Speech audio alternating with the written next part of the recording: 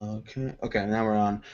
I wish it caught that part, but I wanted to open with you telling me to shut the fuck up, but apparently life just doesn't. Life gets in the way. Let me just.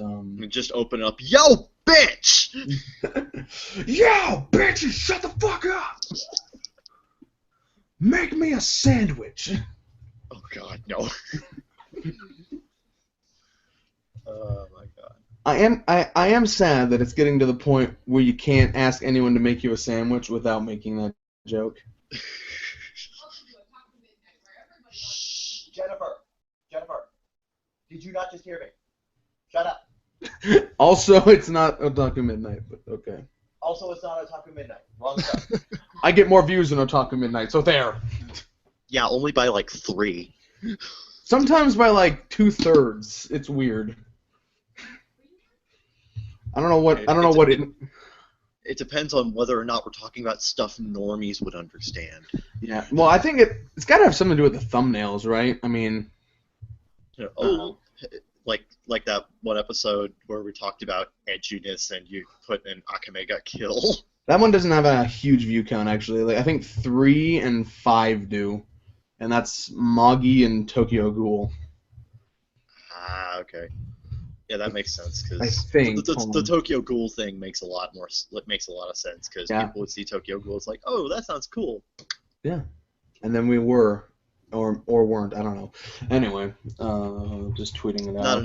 Not enough views to really check out Does YouTube still do the analytics that lets you see? Yeah, it does. Yeah. Yeah, okay. I see those. Yeah. I don't like to see them, but I do. Yeah, it Well, because shows it's always it's like okay, we're boring as shit at it's like okay, we're the most interesting 5 minutes into the show, and then we're boring as shit the rest of the time. like it's actually really like, here's the thing. It starts out depressing because you got nothing, and then it gets to a point where it's okay, and then it gets depressing again once you've got so many people watching that like the average watch time is like 2 seconds. So Ow. it's one of those things where it just like it sucks, then it's okay for a brief moment, and then you get too popular and it sucks again. So basically, looking at analytics is always depressing. Even when you're popular. Yeah, because it just goes back down again. Yeah, because people are only checking out.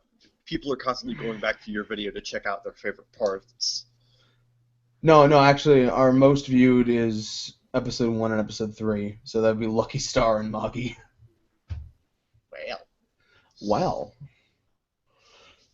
What is my most viewed video? We're almost to my 100th upload. We're getting there. Yay! Well, okay, 100th video that you can see. I have more than 100 uploads, but some of them are like unlisted and whatnot. Manga Award Ceremony 341. One of the old Baka Gaijins, the old Baka Gaijin, has some. Baka Gaijin classic. Yeah. Which, if I ever make more of those videos, they're going to use that numbering scheme and not our numbering scheme. Okay. So if I make another one, it would be 21. Yeah. Like some of my videos have like 600, 700. Like the first Baka Gaijin show, Alika's Gender, has like 700 views. That was popular. Yeah, that was actually. Go on. No, go ahead. No, that was actually that was shared on like the Hunter x Hunter wiki and the Hunter x Hunter Reddit. That makes sense. Yeah, and it was pretty divisive. People were like, "This guy's a genius," and other people were like, "This guy's a fucking shit-eating neckbeard who doesn't know nothing about transgender plights." I'm like, "Shut the fuck up." I'm sorry, that has absolutely no bearing on the entire conversation. You're just trying to push your narrative where it doesn't belong. Yep. Bingo. Yep. By the way, if you've never been to the Hunter x Hunter Reddit, they have the best animations. Like the little the best animations and worst people. Yeah, like the little upvote is Gon doing paper, and the downvote is like Killua like doing the lightning thing downward. When you have a new message, like the little chibi Gon and Killua from like the end, those end of the episode things. The Hunterpedia. Yeah, those ones. Or if you're going by the Japanese one, Hun Cyclopedia. All right. I was like Huntapedia or something like that. But yeah, they'll like walk Yeah, on and like point to it. yeah, in the Japanese version, they pronounce it Huncyclopedia, but the American translations call it Hunterpedia. I prefer I Hunterpedia. yeah. I barely watched those. I should have, but I barely did. Yeah, me neither. Except I saw except like for the one where they carved their names in a tree together. oh my god! And then there was one that they were going over one of the that woman from York knew. They were going over her powers, and Yeah. I believe Kila kissed Gon in that one. Yeah. It was so goddamn gay. Oh, Madhouse. You guys, Oh my I'm god. so glad. A You guys at family. Madhouse, I'm so glad you got to work on your OTP show. In the movies, they get ridiculous with that. Just give me a sec, and then we can actually start the main episode. Right. No, that's Kevin Anubis. I'll get it right one of these days. Yeah. You know. Yeah. Why is there glue on this cup? I don't want to drink no glue. Ow. No.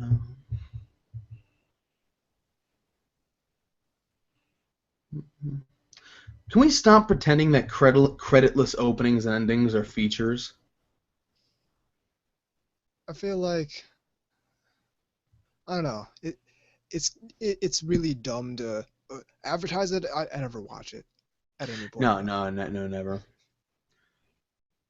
You know what people do? They rip it and they put it on YouTube, and then that's the only time anyone ever watches it, and when they put it on YouTube. Exactly. And then every now and again, you might find the YouTube version of that video without the credits, and yeah, that's the only time you'd watch that. Calling it a feature is just because they're desperate to say it has features.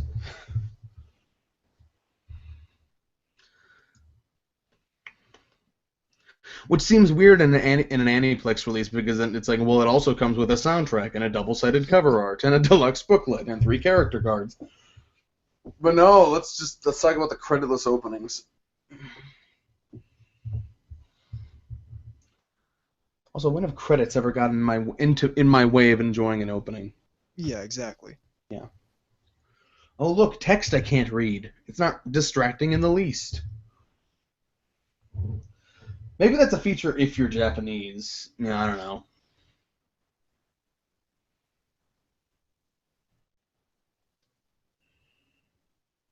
All I right. feel like there's like 2 people in the anime fandom who are really like, if this doesn't have creditless openings and endings, I'm not buying it at all. Yeah. There's someone like Send that. like but- send in mail to Sentai Funimation saying, listen, I want my creditless openings and endings. I want them listed as a feature, because that's what they are. Yeah. I need to know what's on there. Oh, by the way, I already know what Zeke's thoughts about this are, but since we were talking about Hunter x Hunter like 30 seconds ago. Yeah, we're going to talk about that, yeah. All right, well, Yeah. let's begin the episode then. Yeah, just let me hack along 1 sec. You always do this right before we start. It's like every single episode, it's like a ritual. Hold on, let me cough. I don't want to do it mid-intro, so, you know. Hello, look! Okay, Welcome to the Baka Gaijin. Anyway. No, yeah. One sec. I'm going to get the link out one more time, because I feel like I put out the wrong link. Yeah. And then we're going to start. And Kevin's not going to do anything, because he's a lazy ass. Copy. Well, it's kind of hard to get back into Google Hangouts Prove. with the way that my tablet has it set up. And right the fuck now, watch it or I will kill your family. And fuck your dog. Alright, got it. Wow, man. We don't pull any punches on Baka Gaijin show. Watch Baka Gaijin show or we'll kill your family and fuck your dog. Okay. Okay, well, I know what I'm doing on a Monday night. Oh God. Anyway, Okay. we're starting in 3, 2, 1. 3, 2, 1. Welcome to the Baka Gaijin Show. I'm Zeke Freak, your lovable and rascally host, and to my left is my interminable podcast co-host, Kevin Faulkner. I have this twist tie that I was twisting around my finger. I took it off, and now it looks like a noose. That's what we call foreshadowing in the biz. And to my whatever other direction is a man who needs no introduction. So anyway, welcome to the show. No, I'm kidding. It's TimeenforcerAnubis once again. Indeed, yes I am. You didn't need to introduce me, but that's fine. Yeah. Regular. Our most featured regular as of right this second. Actually, probably as of episode 5, but whatever. No, you would have been Tabithalina then. Most featured regular as of now. Yeah. Yay! Yeah. It's because he's so available. Like, every time I ask, you're just like, yep.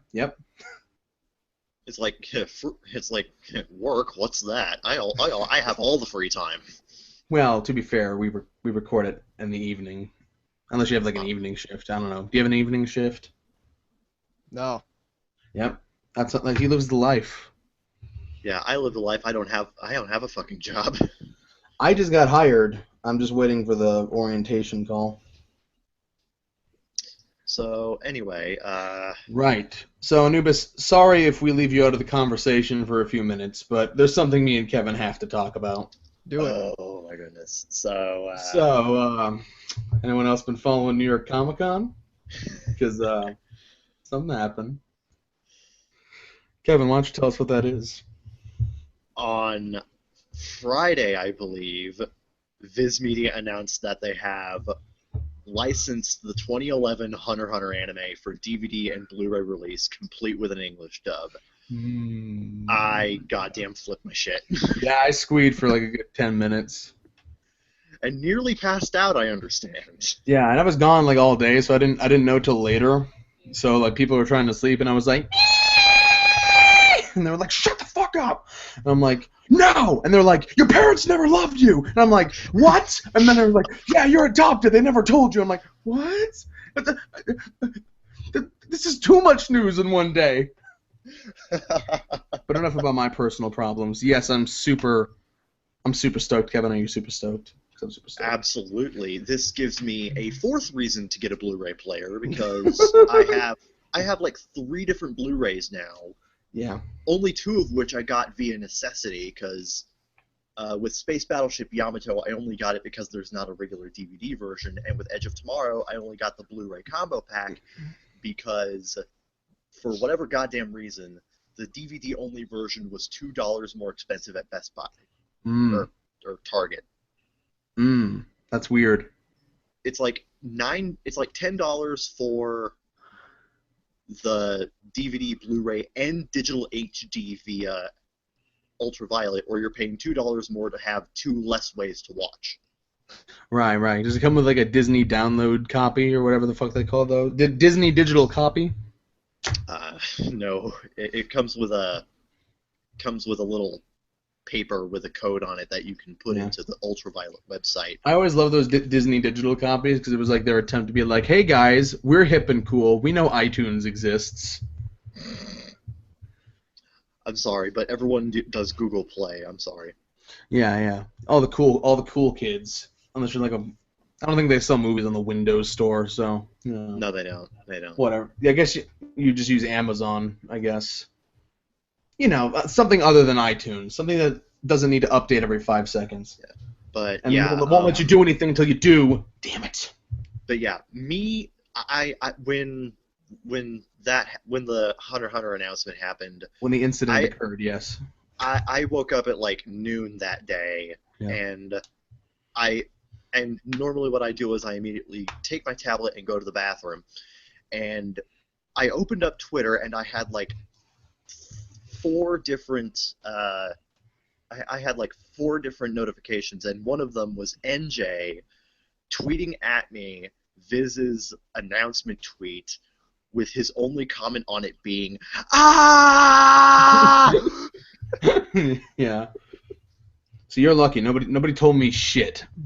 I got home, it's like notification 0. I'm like, oh, nobody likes me. I don't have any friends. So yeah, that was the first thing I woke up to that morning. I'm like, today's gonna be a great fucking day. I had to go take a drug test that day, I think. So that was a thing. Also, I learned. I told you, don't smoke weed before you do the test, man. Which is funny because the guy who did the test looked like he was high as fuck. But no, he didn't even make me take my clothes off or anything. He was just like, yeah, get in there and piss. I don't give a fuck. Yeah, he was probably high because he's not the one getting tested. True. Probably a really long day. It's like, all right, asshole, just get in there and piss in the cup. Yeah. Also, apparently they have hidden cameras in the plants, so if all the seats are taken, don't stand by the door, in front of the door by the plant and keep knocking the plant because you'll make the person behind the counter dizzy, apparently. Then they will yell at you over the intercom, like, stop bumping the fucking plant! So, that was an adventure and a half. But Almost yeah, over, yeah. I'm kind of wondering what Viz Media is gonna do for the dub, because I'm kind of wondering, are they gonna go with Ocean and Blue Water again, or are they gonna? I don't think so, because that was like the primary reason that the old set didn't sell as well as they wanted. Yeah, honestly, the old dub is kind of shit. Admittedly, there are good performances in there, like one of the actors for the original '99 series, Brendan Hunter. Yeah, go Brendan figure. Hunter, yeah. Yeah, go figure. Who voiced Hisoka actually went on Viz Media's page and said, "Hey guys, I'm free to do Hisoka if you want. Is anybody interested in having me voice Hisoka again? I'd totally love to do it." Yeah. And of course, there are a whole shitload of fans who were like, "Yes, that would be great." And honestly, I'm totally fine with it because I've heard his role. I've heard his material as Hisoka, and he did really good. Yeah, his job is blue hair Hisoka. Yeah. Yeah. I like how his Twitter background is Hisoka, I don't know, Tien, and some douche from Cardfight Vanguard. Some douche from Cardfight Vanguard. Those are his. Not even he likes that goddamn show. Not even the actors like that show. That's how you know it's shit. Although I've heard for a 4Kids dub, it's actually remarkably not shit. Whatever that's worth. I still think it's boring, but whatever. I'm sorry, I believe you mean 4K Media? No, like the first few seasons are 4Kids, and then after that it's someone else. I don't fucking know. I think Vanguard was... I think Vanguard was dubbed after 4Kids was dissolved. No, I think one of the early ones was. Let me look this up because I need to for reasons. I'm pretty sure it was 4K Media, which is essentially 4Kids in all but name. Well, in all but behavior, it's a completely different organization, but you know. Yeah, they don't have that whole Saturday morning cartoon block thing. They're like the 4K Media is like a big conglomerate like Katakawa or Shueisha or something like that. Based around Konami. Yeah. And or at least they work with them. I don't know, something like that. I don't know. And we all know what we think about Konami. Konami's gotten to the point where on the TCG they started censoring like the most mundane shit. They censored fucking safety scissors. Oh my god. What? No, these are safety laser scissors. What? Yeah. I will show you that in a sec. But yeah. I'm fairly certain those would actually be more dangerous laser than safety scissors. That is a combination of words I never thought I would ever hear. Mm-hmm. So okay, it's average. The consensus on the dub is it's considered better than the average 4Kids dubbed anime, but is not regarded as anything particularly amazing. Yeah, because all the characters talk like this, because nobody really gives a goddamn flying fuck! Exactly, man. It's like, I don't understand, because you know they're competing with Yu-Gi-Oh!, and their answer was, let's be more boring and mundane. That'll get kids' attention. Except for the main character's hair. What the fuck is going on with that?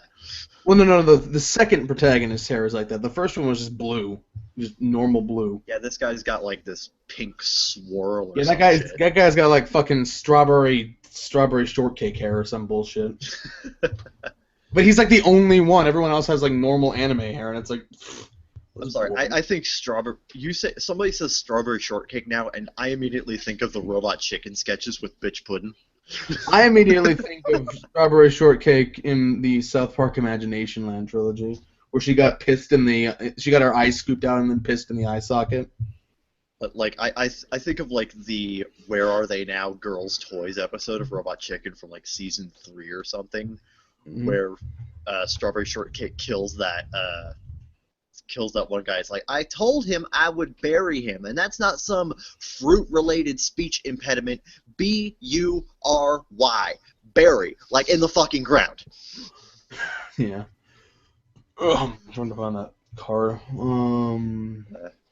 I love Robot Chicken. It's great. it's pretty I mean, great. what? It's like 15 minutes. The guy's playing a Star Wars figures. Like what? It's like, even at Robot Chicken's worst, it's still pretty good. Yeah, hold on. I'm gonna get you this link, and I'm gonna put it in the Hangout chat. Like at the very least, even at Robot Chicken's worst, you can admire that there's passion behind it. Like they actually did try, unlike stuff like Family Guy or American Dad at its worst, where it's just clearly they did not care. Yeah, I still stand by the first 7 seasons of American Dad are good, and everything after that has been like slowly, like gradually shit. It's like shit, then more shit, then really shit. Like, Season 11 was fucking garbage. Yeah. So I put a link in the Hangout chat to that card I was talking about. Oh my god, what the fuck? Yeah. But, that is amazing. Yeah, Scissors don't exist, kids. Don't worry about sharp objects that aren't that sharp. But yeah, one thing I'm really hoping for with Viz Media's new English dub of Hunter x Hunter is I'm hoping that it gets a Toonami broadcast, because out of all the shows that could possibly work on Toonami, Hunter x Hunter is the one that I think would work the best. I think, like, Because it would honestly surprise me if that wasn't in the works, because I can't see them taking such a big risk with such a long show unless they have a deal like that lined up.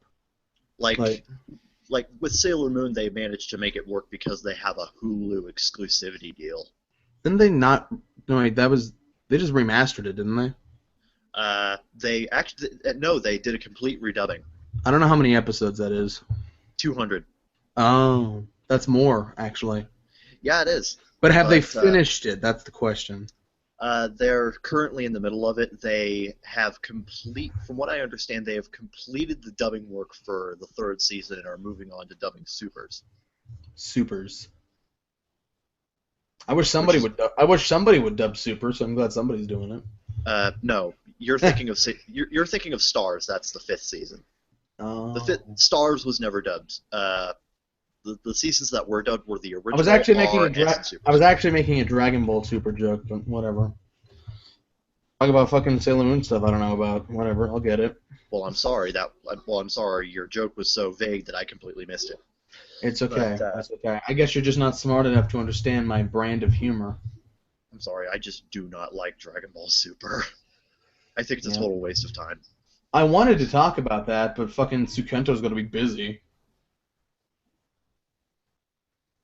Sukento, you're a cool guy. I just want you to know that. It's not your fault that you're always busy. It's just you're always busy. Yeah. Strangely related, since they're hitched. They're hitched. Naoki Takeuchi and Tagashi. Yeah. Yeah. Am I saying that right? Is that the right name? Naoko Naoko Takeuchi. Yeah, Naoko. I was thinking Naoki for some reason. I was thinking about whiny health club member like, my sister is dead! Yeah, I'm just kind of like, Naoko Takeuchi, will you kick your husband in the pants and get him to make more manga already? Well, it's all self-inflicted. Well, okay, the reason people are always like, "Why are you so hard on Tagashi?" I'm like, making manga is hard. I'm like, yeah, I know. The reason we're not really sympathetic anymore is because his excuses have gotten weirder and vaguer, and it's all self-inflicted because he's like, no, I don't want any assistance. I'm going to do all this myself. Are you sure? You don't seem to be in physical condition to do. No, I'm fine. And then just 10 chapters and he breaks his back. How do you break your back making manga? I don't know. You just bend over a lot. How do you break your back drawing? No, I don't know. Slipped on a pen, ink spill. Yeah, it's actually really physically. It's more physically intensive than people give him credit for because you just say sit and hunched over for hours on end every week. So Yeah, admittedly, and I think it's Bakuman. it's the lack of communication that people get fed up with. Yeah. It's this like this attitude where he doesn't even seem to acknowledge that he does a thing people care about.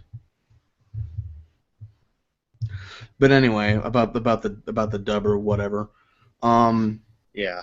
If it's what my question to you, Mr. Person who actually watches TV, because I don't.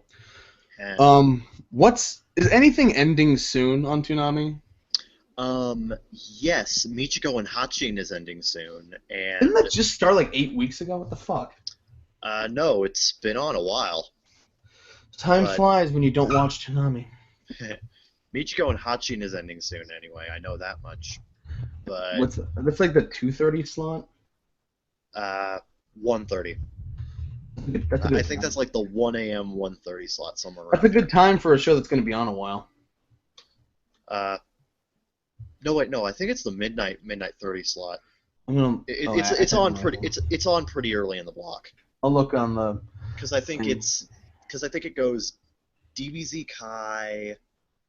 No, yeah, it goes DBZ Kai, Akame ga Kill, Parasite, Michiko and Hachin, Naruto Shippuden, Yeah. One Piece, Kill la Kill. Yeah, and Which Kill I la think- Kill's in reruns. Yeah, so fuck reruns. But don't premiere Hunter x Hunter at 3 a.m. because that would be a bad No, move. hell no. That's suicide. I don't know where they would put it. I guess they just put it in at the 1:30 slot. Or maybe they'd start it in Kai's slot and then transition it back. Yeah, I think the 'Cause- main issue. I think the main Because issue. here's the thing, because they're not gonna premiere it at midnight and then keep it there for its entire run. They're gonna move it. Yeah, Yeah, they gotta But you gotta- premiere new stuff there, or just run Kai forever. Who cares? I think the best. I think what Toonami's probably gonna do is that if Funimation doesn't get off their ass and give them Kai final chapters or Dragon Ball Super, they're probably going to replace Kai with Hunter x Hunter. Where are they at in Kai right now? I believe they are ending the Frieza saga. Okay, so we've got we've got a ways to go. Yeah, because from what I remember, Frieza's in his final form currently. So Is he really? Is he finally using 100% power? Or is he only using 1% of his power? I don't even know. But yeah. No, so if that my point is, and I said that it's on the Hunter x Hunter Reddit earlier today, when someone asked if it is going to be on Toonami, the double air sooner than we think. If it isn't, I'd say first Blu-ray out next summer. Yeah, that sounds about right. Yeah. Like, And then probably another one every 4 months after that. I'm thinking 2 months. 2 months. You're getting 2 months between release. I'm optimistic, maybe 2-3 months. I think you're being optimistic. Yeah, I maybe a little too think optimistic. yeah, like that's a lot of money to expect people to spend in a Yeah, in a I short know. period of time. Yeah. I know. Yeah, probably going to be released in intervals of 12 and 13 because 148 doesn't divide easily. Admittedly, it doesn't, because they could go with individual arcs, but then you'd have like the Hunter exam, which is 22 episodes. Then you would have the stuff in between that and Yorgnu. yeah, Which which is like another 18 to 20 episodes, and then you would have York New parts 1 and 2, and then Greed Island 1 and 2, and Or just one. I think Green Island's less than 30. maybe. But then And you then would Chimera have... and then Chimera Ant parts 1, 2, 3, 4, 5. But I think Hunter x Hunter is probably the one long-running shonen I think would do really well on Toonami because it has really good pacing. Yeah. If you want it to really sell, I think that's the place to put it. Yeah, I really do like Hunter x Hunter's pacing because each episode has something interesting in it. Yeah. It starts a little slow, but A little bit, but yeah, not as slow generally- as the 99 version though, which takes like 10 episodes till you get anywhere. Oh my god, yeah. Like, how long did it take them to get to the actual exams? Like 7 episodes? Something like that. For the first 6 episodes, you're like, who's that white-haired kid? That's what I was like first time I saw it years and years ago. Yeah. I've seen that Ocean dub so many times. I think it's actually grown on me in a weird way. It's hard. Like it's hard for me to actually say it's bad, because I've watched the 99 version 12 times. I've seen that dub probably 8 times. Wow. Yeah. You've seen it subtitled like a grand total of 4 times. Yeah. Well, I had to, because that was way back when. Because that dub is more recent than people think. That dub's like 2008. Yeah, 2008. Yeah. Those sets are fucking expensive now, by the way. They are. Like, I saw the first set used at FYE for $60. Well, okay, that's a better price than I saw. I haven't looked in forever, but Yeah, but then again, that was a while. That was yeah. When I saw it, it was like they were like out of print sets for like 200 each or something. Yeah, that's crazy. Yeah, bitches hey, be crazy. But hey, people love Hunter x Hunter. Yeah. They didn't like that release of it though. They didn't like badly drawn Leorio boxers. Yeah, don't do that again, guys. Don't do whatever you did last time. Yeah, I think what they did with that one was that didn't they do like they neglected to put in some of the ending themes or something? I don't know. I forget. I don't know. I never owned that set. I forget exactly. I think it was people didn't like that some of the visual edits. They didn't like that they outsourced it to Canada. I don't think they told anyone that. What do you mean visual edits? No, I was just talking about the Leorio boxers. You never saw those? No, I didn't. No, that one scene Leorio was naked. They like digitally added boxers to him. Viz digitally added boxers to Leorio? Well, I don't know if it was Viz, but it was someone subcontracted by Viz. Oy vey. Yeah, probably some Canadian animator, which are the worst animators according to Cube. Which makes no goddamn sense because the Hunter x Hunter sets were all designated 16 and up. Yeah, so I should be able to see some dick, damn it. Yeah. So I think people's worries are kind of silly, you know. Yeah. This dub is definitely going to be good. Whether it's going to be great, that's something else. But it's going to be good. It's going to be better than the last one. I'll tell you that. Okay. I just need to bring this up because Big on Anime brought it up, and Oh, hey, Big on Anime. Thanks for blocking me, you dick. we get it. Stop it. Every single goddamn time, dude. I'm sorry. Am I unblocked yet? Didn't think so. Anyway, Big on Anime posted. It was either Big on Anime or NJ posted something Oh, NJ, I like you. You didn't block me. Go from on. posted a picture. Sorry, a post from 27 cans of tuna on. Oh, tuna. Yeah, and he said, "I'm hoping Go on. implement some changes to make Hunter x Hunter a happy show." You know, I think he took the lyric "You can smile again" a bit too literally. Tuna loves to talk about shows he's never seen. So, I mean. Well, according to him, he's seen all of Hunter x Hunter. Yeah. What does he think this is like? What does he think this is like 1999 again? Just you can't do that. He's trying to sell the show, not kill it. Yeah, also, if you saw all of Hunter x Hunter, you would know precisely why it got so dark and depressing, because it kind of fucking made damn sense. But that's none of my business. What's our first topic, man? All right. So Anubis, you're still here. Yeah, I'm still here. Yeah. Okay, that's good. Are Anyway. you sure? Are you sure? Maybe Yeah. he's just No, a I'm not ghost. Yeah. Damn, I keep hearing Anubis' voice in my head. Oh, Anyway, if only he did not get into that freak accident. Yeah. Our first topic is how anime has changed over the years. Spoiler alert, it hasn't. Hasn't it now? No, not really. Like, I hear people say, oh man, Moe's been killing the industry. It's this newfangled thing. I'm sorry. Do you even remember Lin Minmay from Macross? Exactly.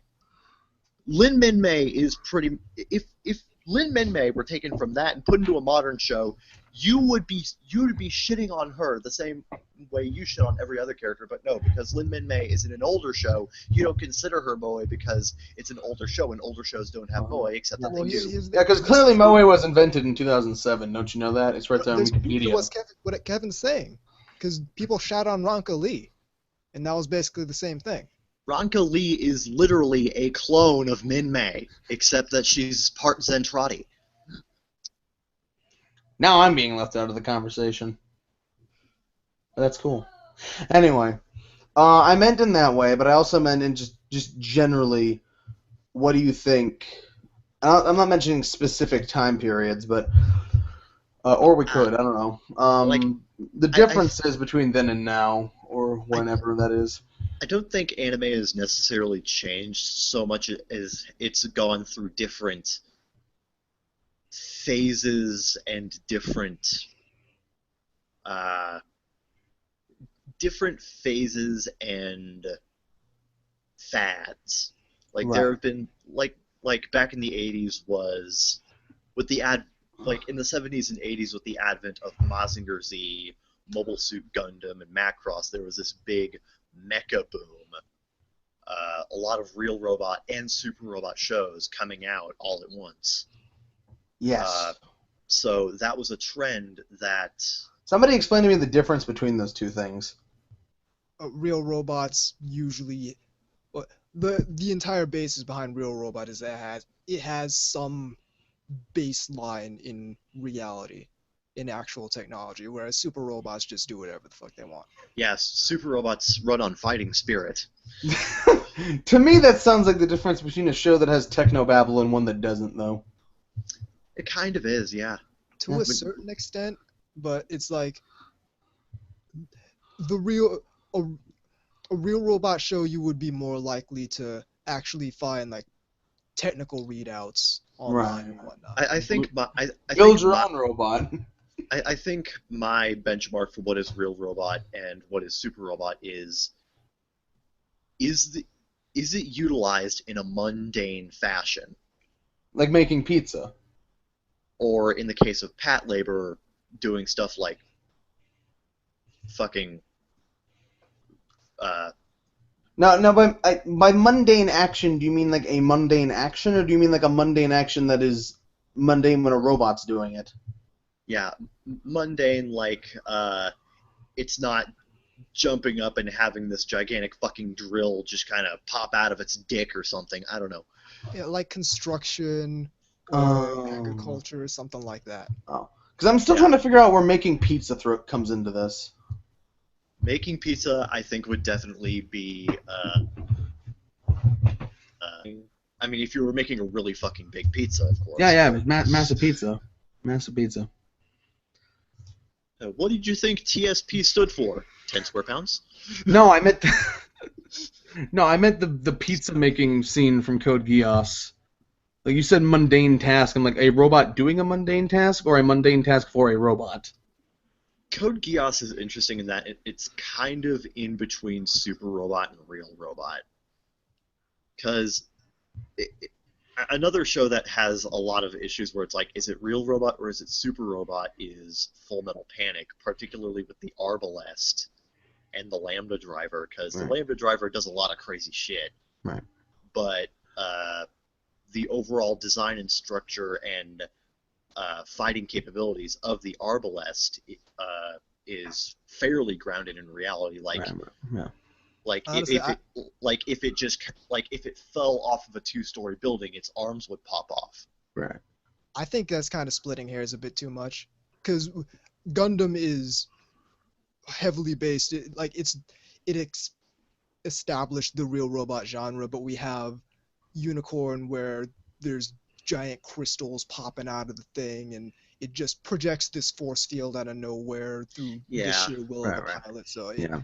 it's more of a just like, is it at any level just based in reality? That's Yeah. the way I go. And then what Kevin's trying to tell me here is that Spin Zaku Mech Kick is based on reality. So I said that was a bit of a thing. I said that Code Geass was kind of in between Super Robot and Real Robot because I kind of get that because you get like the more generic nightmares that are just like we're gonna just be they're almost like tanks, and then you got like the more ridiculous ones that are having force fields and flying and spin kicking and making pizza. You know. Yeah. In reality, if those robots tried to do any of that, they would just kind of shatter. Yeah. That was what drew me to it though. Is that I'm like, first of all, I was used to like CG robots at the time, so I was seeing these hand-drawn mechs, and I was like, wow, they're kind of like they animate the mechs in Code Geass as if they're people. Yeah. They're just like armored people. Oh yeah. I'm not sure if you're aware of this, but Japan is actually trying to create a real Gundam. Of course they are. Like, What, you think that's a surprise? Plot twist, everyone. Japan likes giant robots. But that whole thing that they did for the, I think, 40th anniversary of Gundam, the 30th. the giant statue in the park with the rotating head, they're trying to I'll pay its 60th.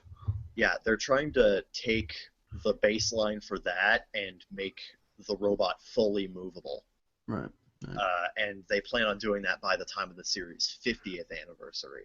Right. Yeah, So that's like what, 20 years, 70 years? What is that? How much time? How much time do we have left? What's the ETA on that robot? It should be done within the next couple of years. Yeah. It's a good thing they just recently resurrected BattleBots. Yeah, since Gundam came out in 1979, they should be able to complete the fully functioning Gundam by 2019. You know that show BattleBots? I actually had the BattleBots the board game. It's got like all these weird dice and everything. It's weird. BattleBots the board game sounds like either the most amazing or the most boring board game in the world. I don't know. I never figured out how to play it. I don't think we even had all the pieces. Yeah, it's. Because I had one of those grandmas that would just like randomly buy board games from garage sales and shit and just like stack them on a shelf. Yeah. So, yeah. Yeah. One of those grandmas. But getting back on topic, yeah, I think anime hasn't necessarily gotten better or worse, but it's been going through different sorts of fads and trends that different people either like or dislike. And whether or not you like a certain trend is completely subjective. It doesn't mean that it's a better or worse trend, or that anime is slowly deteriorating and the best has already come. And you said it yourself, Zeke. That sort of mentality is garbage. The best has already come, and we're never going to get as good as we once were. That's really, really poor thinking. Yeah, I need to look something up 1 sec. There was a Anime Everyday video, you know that guy. Let me pause this thing. Called "Why Does Modern Anime Suck?" Which really the question he asks is, "Does it suck?" But I'm not sure why he put a Y in front of that. Probably, you know what? Yeah, probably confirmation bias. But what the fuck is this? It's just clickbait to get this. It's clickbait to get the cynics to watch it. Yep. Oh yeah. Oh my god, this is fucking zucchini bread. I don't want this shit. Anyway. No, okay. What I wrote in a comment here that I got bashed for repeatedly because people are dumb. Of course. I wrote this. The far more simpler explanation is that taste changes with the times, and the people whining now aren't getting what they used to, so they claim it sucks. But there are plenty of people getting exactly what they want. Maybe my bar is set slightly lower as my tastes are pretty wide, but I'm always able to pick out a handful of shows each season that were definitely worth my time. It's easy to look back and say, oh, this year an anime had so many great titles, but so many people who say that weren't actually there. It's like how people always say music was better way back when. Your mind tunes out the garbage and only remembers the good parts. When you're in the moment... Oh, I gotta turn... Why am I so loud? When you're in the moment, you don't have that luxury. Everything is right in front of you. The good, the bad, and everything in between. It's a perspective bias of the highest order to suggest that things are any better or worse now than they've ever been, at least to any sort of significant degree. There's also the fact that things tend to be more accepted over time. No show is ever considered a classic immediately after it airs. If you're finding so few shows you like any given year, maybe it's time to accept that anime has changed and no longer for you. I don't like this argument that only one taste matters. It's just plain elitism. And then, of course, I got all the, no, it's not elitism, dude. I just like good anime. It is. No, it is. It is elitism. Yeah. You're right. You make a fantastic point. Yeah. Because the whole thing about this whatever arbitrary length of time, like mid-'80s to early '90s or whatever, saying that this was the best anime has ever been and ever will be, that's plain elitism. And saying that anime now isn't what it used to be, well, no shit. But that doesn't mean it's better or worse. Yeah. Fucking sliced bread isn't what it used to be, but I still like it. Exactly. Yeah. Used to be full of like rocks and rat shit. Now it's not. It's full of like trans fats and whatever, but now I like it. Yeah, I remember when I got chlamydia from eating bread. I miss those days. I do like this comment section though. Yes, current anime sucks. I think my average score for summer 2015 titles was 4 or lower, and the guy below him was like, scores below 6 don't exist. Where have you been for the last 5 years of review scoring? Oh, YouTube comment sections. But it's like, just wow. to establish a baseline, if you're not liking what's out now, maybe it's time to put it to bed. But you're 100% correct. The assertion that any era, any past or current era of really anything is the golden age, that the best was then and it's been lower ever since. It's defeatist. It's saying, hey, because the stuff I liked was the big thing back then, it's never gonna come out again. That's also what it is. We'll never have another Bebop, will we? Space Dandy wasn't that good. It wasn't, but you know. Well, if they continue to give shows like that light support, we might not get another show like that. But that's beside the point. Yeah. I think my favorite comment is from a guy called Godly Gohan, whose comment starts out great and then it gets shit. It's like, current anime is just aimed at different, in my opinion, shittier interests. Nice. For example, really? Ecchi, harem, weird loli shit. What about normal loli shit? I'm sorry, what's the benchmark? But it's like, you say weird loli shit as if there is another type of loli shit. Like, what's the difference between something like Is the Order a Rabbit and Kodomo no Jikan, for example? Like, huh? You're kind of giving me mixed messages there, sir. Mobile Suit Gundam: The Origin was the only one worth it this year. Then maybe let me just bring this up. I know I do go along with a lot of those sarcastic jokes about local man saves anime that we're currently getting with One Punch Man. But like I do make the whole multi-billion-dollar industry needs someone to save it. I do make. I said billion, I meant million, but you know what I mean. I do make a lot of those jokes, like when JoJo's Bizarre Adventure came out, or when Kill la Kill came out, or Space Dandy, or One Punch Man. Whenever those shows come out, I do kind of the sarcastic anime is saved nonsense, because It's a fun thing to 'cause say. It's a fun thing to say. yeah, and the reason why I do it is because it's not that I believe in it, it's because I'm making fun of the people who actually do believe that. Because, the entire idea that anime needs one show to rule them all, one show to Bind them. Penetrate them, I forget. But yeah, that entire mindset just bugs me, because I think Space Dandy is underrated. Did you hear about Manglobe's bankruptcy? It's because they didn't succumb to the Moe virus. no, it's because Manglobe has never been popular in Japan. Manglobe's works in Japan have been consistently low selling, and they are almost never on production committees. Yeah, let's not forget they're behind the Dead Man Wonderland, which sold like 12 copies. So I know, that was like almost in the double digits.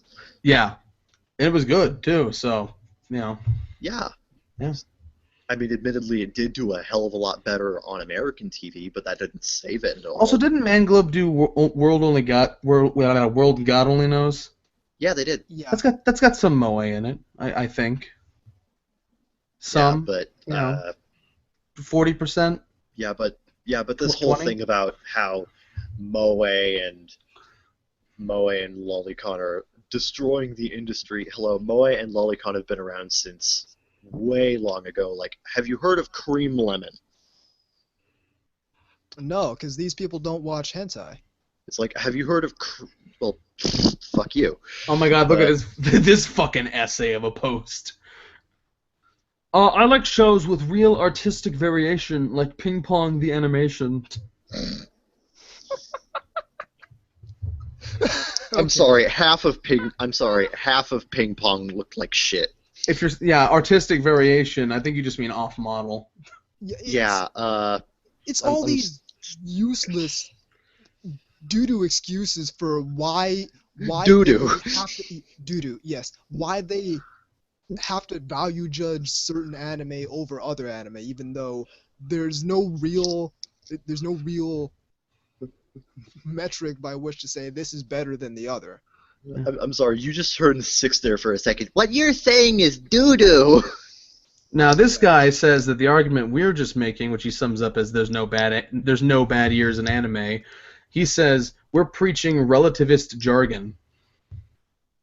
The fuck does that even mean? Well, clearly it means we're preaching relativist jargon. What the fuck does that even mean? You're just spouting shit for the sake of spouting shit at that point. What the fuck are you talking about? I can come up with big words and try to apply them to an argument too. It's not hard. Yeah, anybody can do that, except that the people who actually do that, we call them SJWs. Well, that would be mansplaining anybody. That would be preaching relativist jargon. It's going to be the title of the episode, by the way, preaching relativist jargon. Yes, do it. I didn't realize we were all sophists here, but, that's just how it goes. God. The issue to complain about is how almost all anime newcomers only care about airing anime and ignore all the previous godly anime, even though they were the best ever made in their genre. There's anime as a genre again.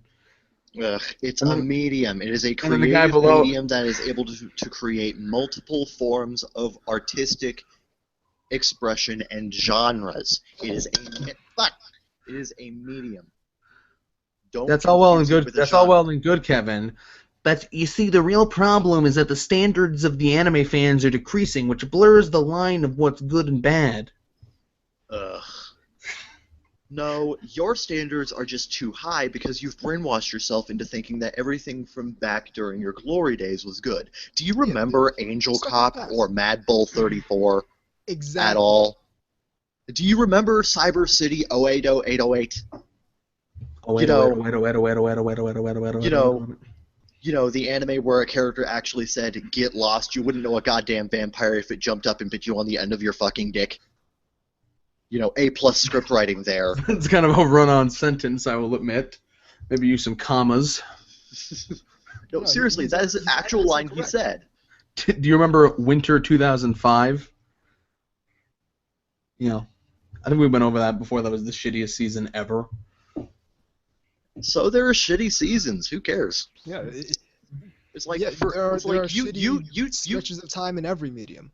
you claim that there are so many grand shows and so few bad anime from back then, but unfortunately, for every Evangelion and Gundam Wing you had back then, you had an equally terrible Angel Cop or Violence Jack. My favorite here is a guy named Mick Dudes, whose avatar is a guy in a panda suit, going, I liked Hana Monogatari. I gave it a 9.2, but anime is clearly getting worse because I only gave Tsuki Monogatari an 8.8. Someone's a fucking nerd, first of all. But no, Great the bait, whole mate. thing I rate where 8.8. When we look at past eras, we only remember the really good stuff and the really bad stuff. All the stuff in the middle vanishes. We don't remember any of it. But because we've Yeah, just we don't now, remember any of it now because recently caught up to watching stuff basically in simultaneously with Japan, Yeah. now we're seeing everything. All It the also- really good stuff, all the really bad stuff, and all the stuff in the middle. And that's also- that Yeah, drives when you get into it, stuff. when you get into anime and when you first start watching things, you watch things that are finished, and not only have they finished, they've been finished for a long time, and public opinion on them is kind of cemented. And it's accepted fact that, Full Metal Alchemist is great, so yeah, go watch that. There's just a difference. It's hard. I would actually say there's a weird perception issue where, for a lot of people, it's harder to get into things that are still airing as opposed to things that have kind of cemented in public consciousness. It's a weird perception issue. To be fair, I think that's kind of understandable. People, if you're trying to get into something, you don't want to do it. You kind of want to do it at your own pace. So Yeah. you look for the Don't stuff that's don't already don't done. jump into Harry Potter at the 5th book because she stopped giving recaps after 4. Right. Yeah. Because you realize that if you're going to start a series with the 5th book, you're probably a stupid dumbass who deserves to be confused. Yeah. I like this comment, though. I started watching anime 1 year ago. I have psychotic hatred towards 9 animes, plural, loved 7, and find 17 of them are average to above average. And then he says in bold, so yeah, it's not looking good for modern anime. Thanks, guy who started a year ago with Yeah, your the guy- psychotic hatred. Yeah, the guy who's been watching anime literally since the first memory he can think of says hi. Yeah. I'm sorry, some of my earliest memories are watching Superbook on the Trinity Broadcasting Network. He has psychotic hatred towards 9 animes. I'm sorry. If you have psychotic hatred towards an inanimate object, you need to seek psychiatric help. I'm just upset that he says animes as if anime itself isn't plural. Well, let's be real. He only started watching anime a year ago. No, he only started watching animes a year ago. Hey, clearly he knows everything now. Yep. But Here's my thing. If people wanted to make an argument that they prefer the aesthetics of old animation, like the 70s aesthetic or the 80s aesthetic, 90s aesthetic, that is 100% fair. yeah, there's a difference between saying I prefer this and saying this is better. Yeah. Yeah. And there's I think what has changed with anime. One is subjective, the other is elitist. I think there is an actual difference, and that's clearly in the production of it. Yes. Because it's like Arcada was saying in his FMA review he just put up. He's like, people should watch 2003 before Brotherhood, because if you watch 2003 after Brotherhood, the slower pacing is going to be a problem. Old shows are slower, and they don't look as good, and that's the difference. It's true. Like, it's difficult for me to watch a lot of older shows. I was able to breeze through the 2011 version of Hunter x Hunter in 2.5 weeks. Oh yeah, but- I love the fucking people who say, "Oh, the '99 version had such better animation." Shut the fuck up. You know how great that animation was? That studio is not even around anymore. That's how great they were. But my watch through of the '99 series is very gradual because the slower pacing makes it difficult to keep my interest. Have you never for a long finished period it? of time. I'm currently trying to. Oh. I'm on like Well, episode 10. I've seen it 12 times, and let me tell you something. I'm actually. I didn't mean that to sound as douchey as it did. Okay, before you think I am stealing this opinion, let me explain you a thing. Yeah, let me explain why my opinion is leagues better than yours about this thing. I'm actually starting to like the '99 adaptation less and less as time goes on, especially as I really start comparing it. Like all the weird characterization issues, the weird filler moments they kept adding that Killua is so moody, you guys. Oh my god, yeah, growing up an assassin is so hard. Can't you tell by the way he pouts a lot and never tells anyone his name? Which isn't Kurapika is such a troubled soul, guys. Yeah, exactly. He feels so bad about killing the people that he's wanted to kill all his life, even though he doesn't have a problem with it in the other versions because, See, resolve.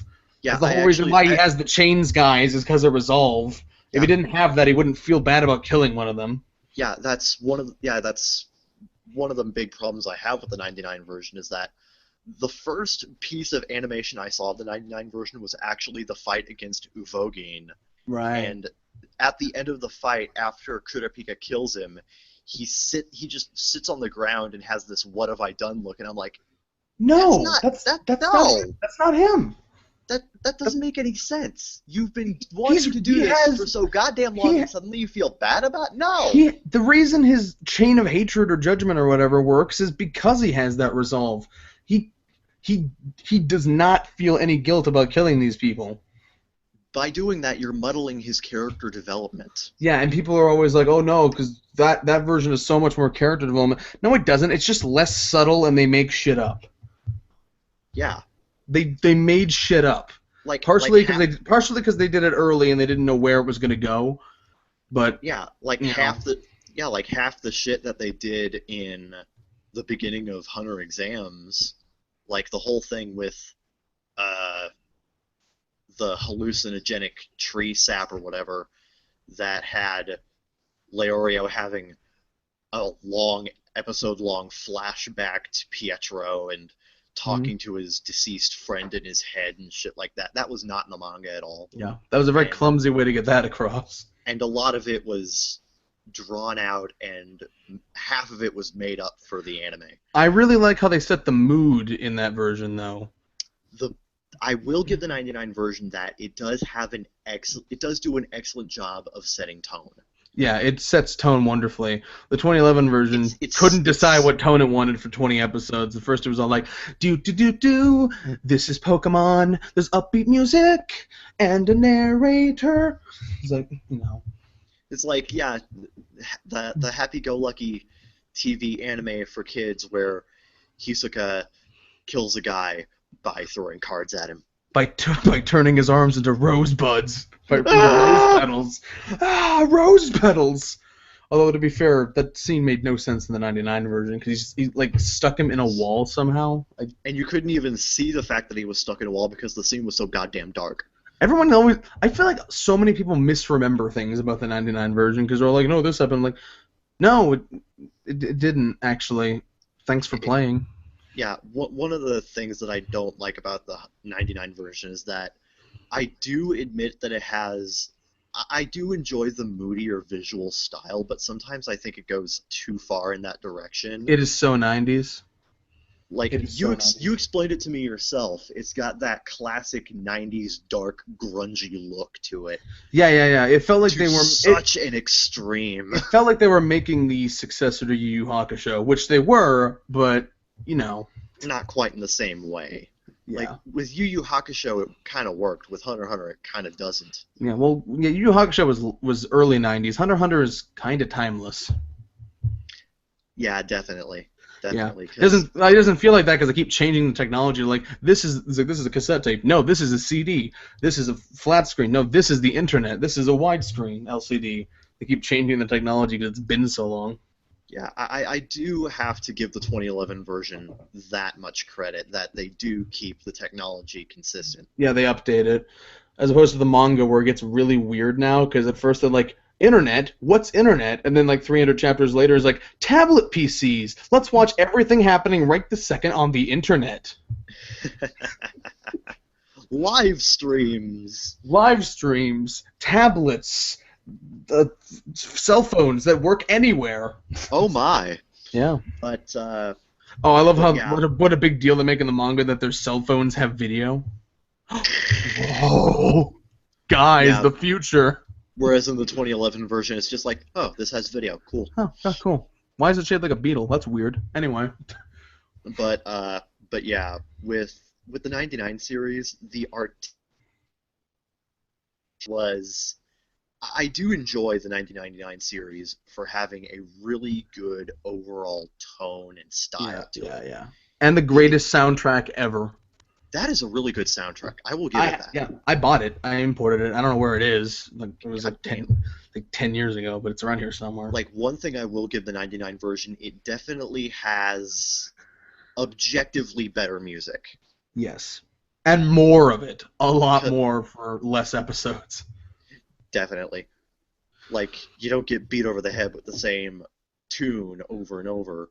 I don't think the 2011 version actually gets any decent variety in its music until, like, Greed Island or Chimera Ant. Yeah. I also love the argument that somehow 2011 is less censored. No, it's more censored. Across the board. It didn't stop getting more censored until they adapted things the other version didn't get to.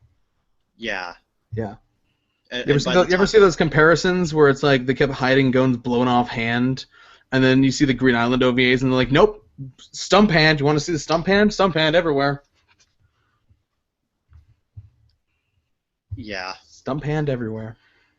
But Enough about that. Enough about conversations. And the first guy that got blown apart by the bomber, you actually saw him face up, and you actually saw his body blown apart. But in the 2011 version, he was face down, and you saw this grimy blood coming out from underneath. Grimy blood. I do got to give them that. The griminess of the blood was a nice touch. Yeah.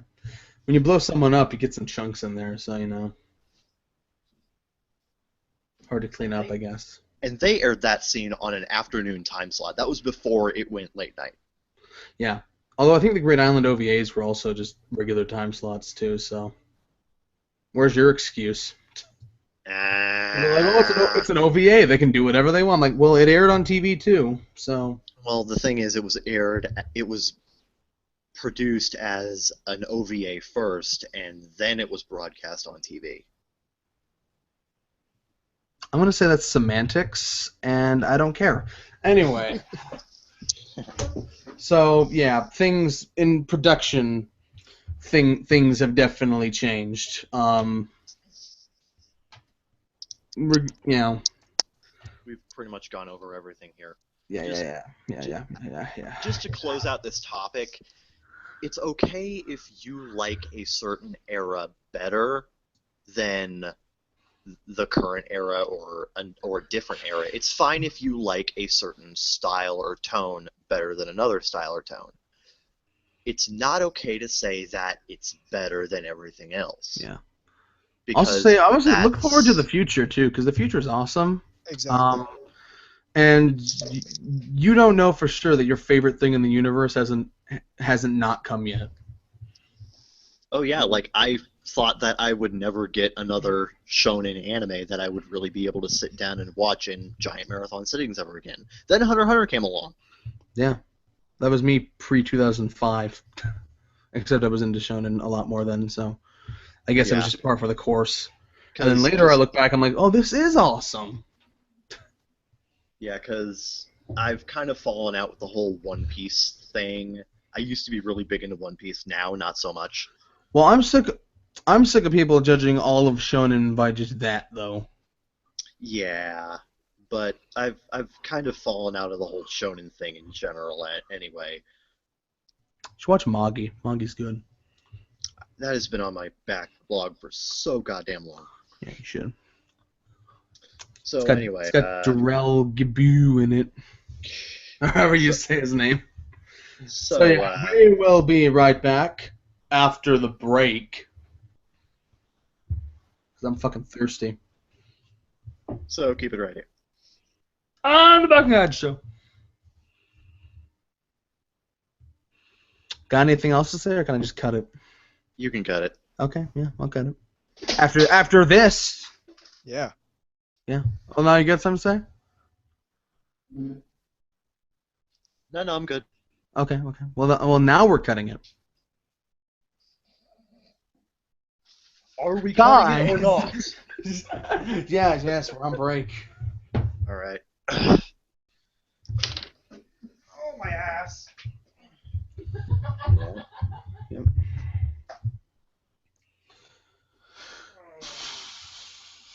My ass fucking hurts.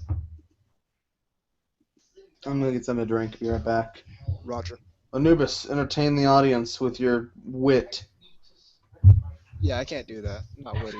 Alright, I'm not well, funny on my own. yeah, that. True enough. Alright, I'm gonna go get some drink. Be right back. Gotcha.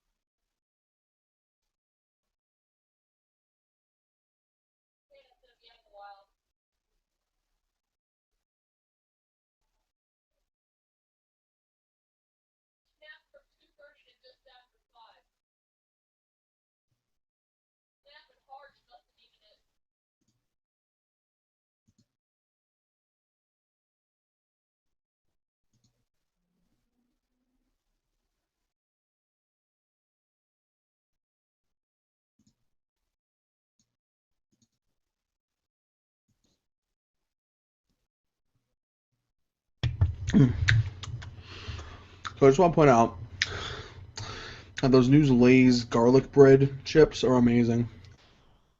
I'll have to try them then. It's garlic bread in potato chip form, dude.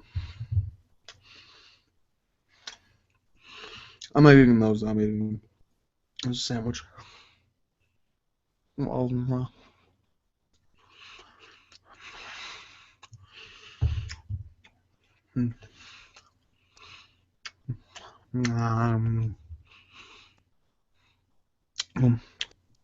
this guy's more for yours.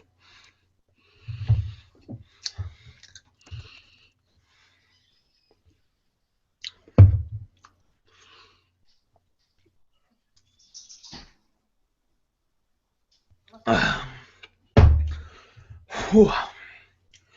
I sure ate a thing.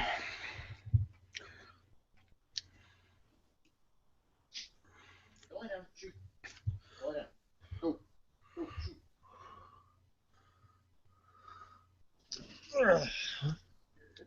Alright, I'm back. Cool. Took care of- Kevin, shut up. I have something to tell you. Oh, what's up?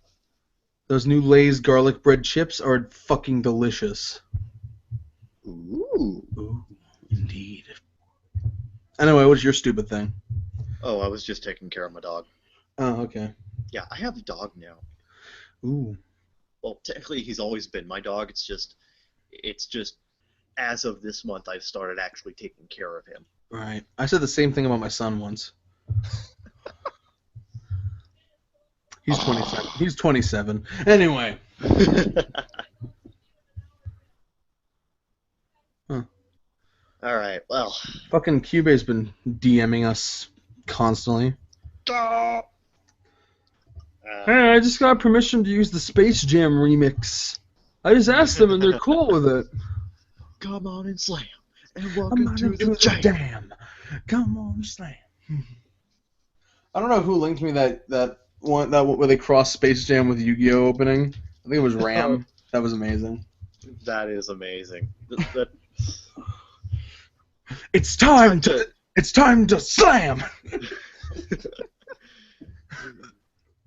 Ain't Ram just great? Yeah. He's a great guy. Here's an interesting comment from earlier Anime Everyday video. Eh. That's literally how it starts. Is I think you're overstating your point here. Sturgeon's law is in effect. These past years have had little difference in quality from years past. It's just that human perception warps our memory into remembering and favoring mostly the good and forgetting the bad. For example, someone name drop your top 5 anime from 1992 or 2002 right off the top of your head. Pretty difficult, right? He makes a good point, but he's giving a terrible example. Exactly. The industry has ups and downs, stellar years, meh years. Now is no exception. A few years of meh does not make an anime collapse. Does not an anime collapse make? Oh, he did a thing. Oh, he tried though. Yeah. Many get into a tizzy when it's pointed out that a third of all anime coming out are now based on previous works. But that was a big point in Anime Everyday's video. But they fail to realize anime's only really been around for 35 years. Whoa, whoa, oh, whoa, whoa, whoa, whoa, whoa, whoa. Oh, what?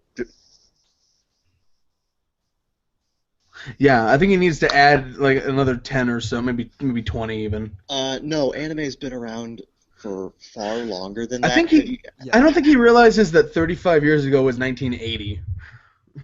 I'm sorry, anime has been around since the dumb. wartime. I'm sorry, anime has been around since the wartime period. Are you familiar with Momotaro's Divine Sea Warriors? I'm just saying this guy looks like a fucking genius compared to everyone else on this comment thread.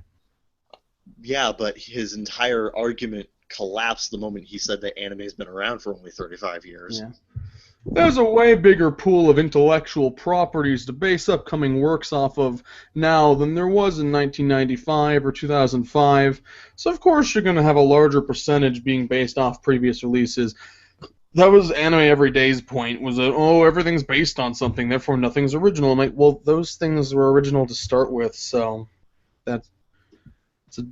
Originality by itself has no value. Well, yeah, but I just don't like his argument that it's like, oh, this is based on a video game. I'm like, yeah, but that video game was original, so... Yeah, Anubis, you said it yourself. Originality itself has no value. Just look at Fractale.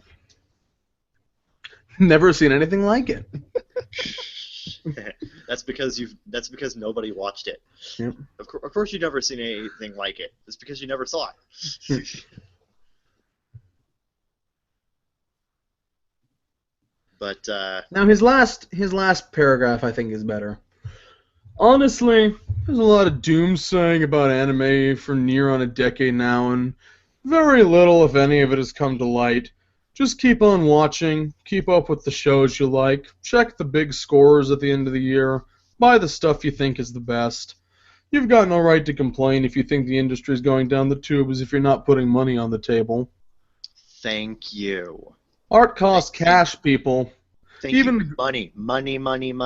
Even the great composers of the Renaissance and Enlightenment era only wrote what they wrote because they had rich people bankrolling them. Bingo. It's true. Yeah. Man, this guy suddenly got smart. He stumbled a little bit there, but he came out. He came out of there pretty strong. Whenever he's talking about economics, he's good. Whenever he's talking about years, he's bad.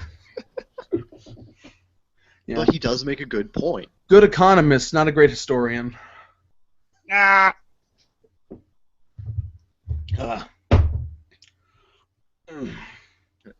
first anime ever made was Mobile Suit Gundam.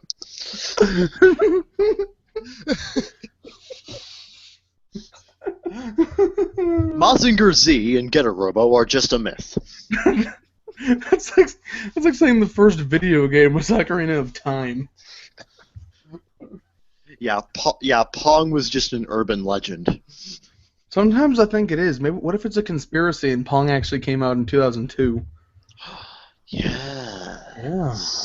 I don't remember seeing Pong before that. No, I just used my year I was born. I don't remember seeing Pong before 1994. Therefore, it was invented much later than we've been led to believe. Why did this suddenly pop into my head? Has anybody heard of this old 1970s pornographic film about a guy fantasizing about the life of Jesus? Are you sure that wasn't? Are you sure that wasn't the movie where Mel Brooks had Jesus on his as a puppet on his hand? I'm pretty sure. Oh no, and then I think College Humor did a parody where instead of a Jesus puppy, they did a Justin Bieber puppet. And instead of the Believer, it was called the Belieber. Oh my god. But I don't know why, but that just kind of popped into my head because it's like that is considered a lost film, and the only thing that exists of it are like newspaper clippings saying where it's premiering and stuff like that. I don't. Nobody knows. You know what I find so fucking hilarious is that everyone in this comment section is like, "Oh yeah, Shirobako was so great." I'm like, you do realize that's a show about making the kinds of shows you guys hate, right? That's Wow. Yeah. Hit the nail on the head there. somebody missed the point. And I think the hammer had spikes on it. Somebody missed the point. I'm sorry. Wow. Wow. Wow. I'm speechless. What's the next topic? Oh, people. Oh, that thing. Yeah, thing. That was the best way to say that too. Pistol. I love this comment the most. What are you saying? Current anime is the best. I just started watching SAO and it was pure awesome. Plus, Asuna was hot. I love this comment so much. I can't tell him. That's the thing is that I think he might be serious, but then he also might not be. Not sure if trolling or serious. Yeah, I he's love those kinds of enthusiastic. comments. I love those kinds of comments because it kind of makes you realize things have gotten so bad that you cannot tell the parody from the serious stuff anymore. Yeah. He might. Let's see here. I'm looking at Because you try to talk to the guy as if he's being as Well, if his he's- username is Lovely Hestia, and he's got a Hestia avatar. Let's see. He's got 0 videos and 12 subscribers, somehow. Let's see what videos he's liked recently. 3 tips on how to get an anime girlfriend Q&A. Dubbed anime sucks by the Anime Man. Love story Aaron X Olaf. Warning has yaoi involved rated M. By God damn it, Will. Also, some Jesus got a Christ, picture- he's serious. It's got a picture of Aaron and Levy, but for some reason it says Aaron X Olaf. What? And you say Olaf, and I'm like, oh look, I've been impaled. Oh no, he's there too actually. No, oh yeah. It's Oh like Jesus Aaron and Levy's Christ! it's Aaron and Levy's head like transposed Levi. onto like It's like Levi. people on the beat. I don't fucking care. It's fucking Rieravar or whatever his name, whatever the dumb translation was. Revi. Yeah. Rise of the Guardians Jack Frost DVD featurette by DreamWorks TV. Stop overrating anime by Bob Samurai Anime Reviews. Wonderful, Oh God, boss. wonderful waifus Evangelion edition by My Japanese Animes. Jeez. This guy's a train wreck. Natural facelift / facial exercises. Lose your double chin and tone your jawline with FaceWorks. This guy's like list is amazing. Baymax. It's No, an adventure. Baymax marshmallow milk mousse. You know those like the pudding drinks. Yeah. Baymax marshmallow milk mousse. You said marshmallow milk mousse, and I just thought of Baymax as a mousse covered in marshmallow milk. Neon Genesis Evangelion: The Lost 4Kids opening. That sounds interesting. That is brilliant. I want to see that. I'm gonna watch that right now. Oh, do it. It's One second. brilliant. Play it over the speaker. I can't. People are sleeping and whatnot. Yeah, shit. I'll be right back. 1 sec.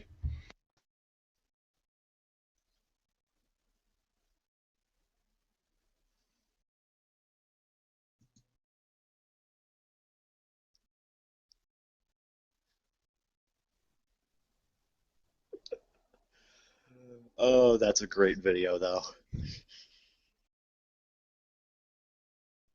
I'm just gonna wait until he gets back, and then we can talk about that video. It's so funny. Have you seen it, man? No, not yet. Oh my god. Did you see that Vine where it's yo, Shinji, get in the robot. Your dad loves you, get in the robot. It's an extended version of that. This here is a story about a boy named Shinji living in the flooded streets of New Orleans. Shinji's friend Ray knows how to bust a cap. When she's not fighting aliens, she's taking a nap. Without Asuka from Germany, everybody would be lost. Her country is responsible for the holographic map.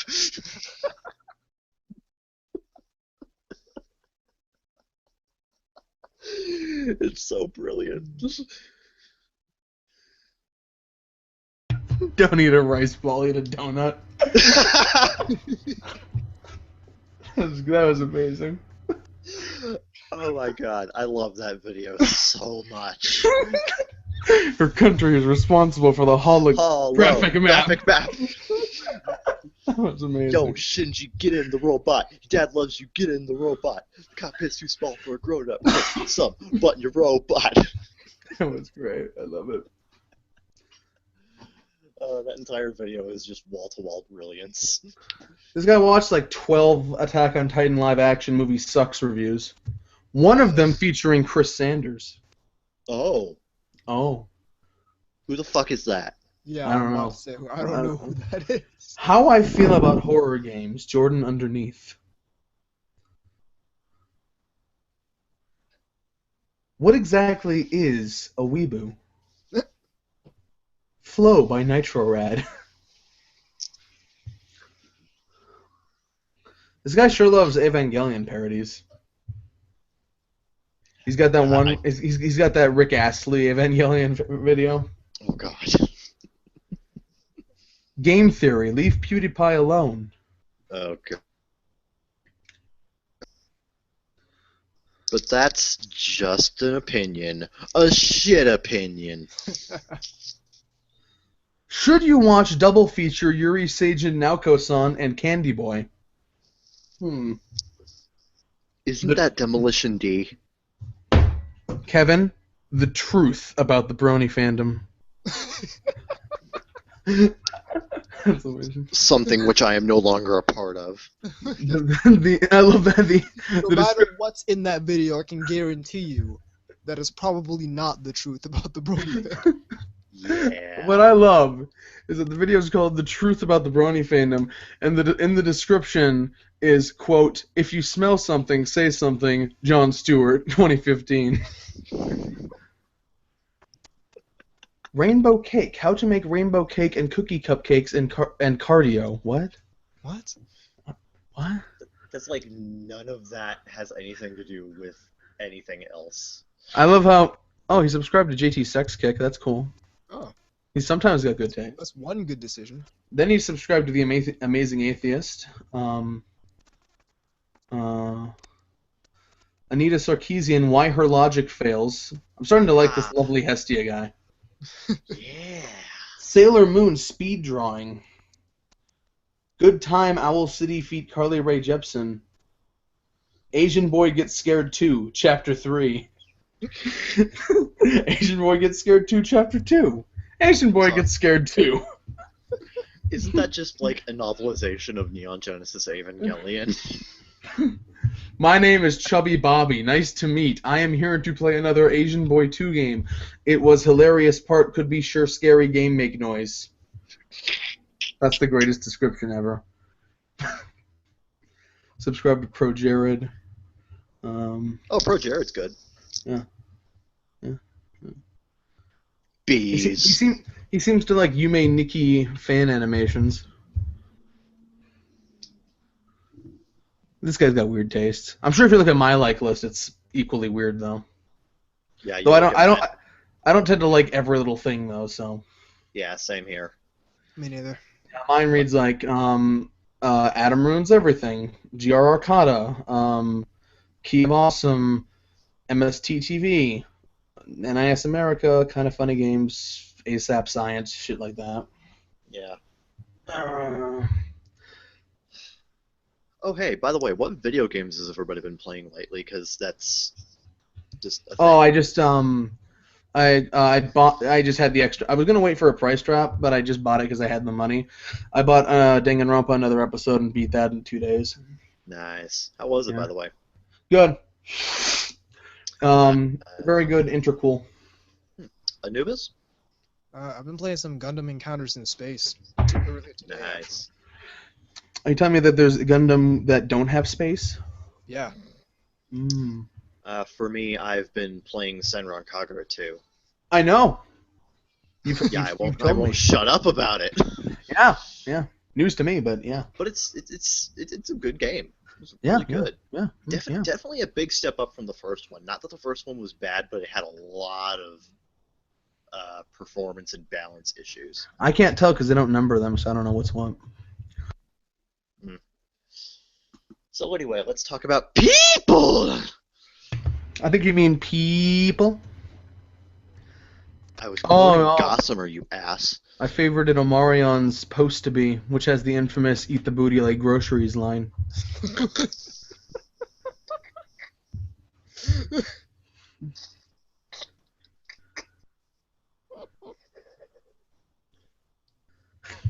But how am I supposed to eat the booty like groceries? They said to eat the booty like groceries. It wasn't groceries. It was booty. Love that guy. Oh my god, what the fuck? Let's just continue. It amazes me because I favored a lot of regular car review videos. It amazed because I was just on Ask FM one day. I don't know who the fuck it was, but someone just asked, "What's your favorite YouTube channels?" And someone's like, "Oh, I love regular car reviews." I'm like, "What the fuck is that?" And I looked at it, I'm like, "Oh, this is cool." It's just a guy ranting about cars with like the weirdest metaphors, but it's actually really entertaining. It's like that one guy. It's like that one infamous ad where it's like, "Hey, I got my Lamborghini." Oh, I love that guy where he's like obviously in front of a green screen. Yeah. My favorite, and I watched, it was like a 5-minute ad, and I could have skipped it after 15 seconds, but for some reason I watched the whole thing. It was just this guy who was like, "I'm going to tell you the 3 keys to success." Okay, at the end of this video, I'm going to tell you the 3 keys, and then he keeps getting distracted and going on about, so that's my pool and my home theater. This is like the patio area, sort of.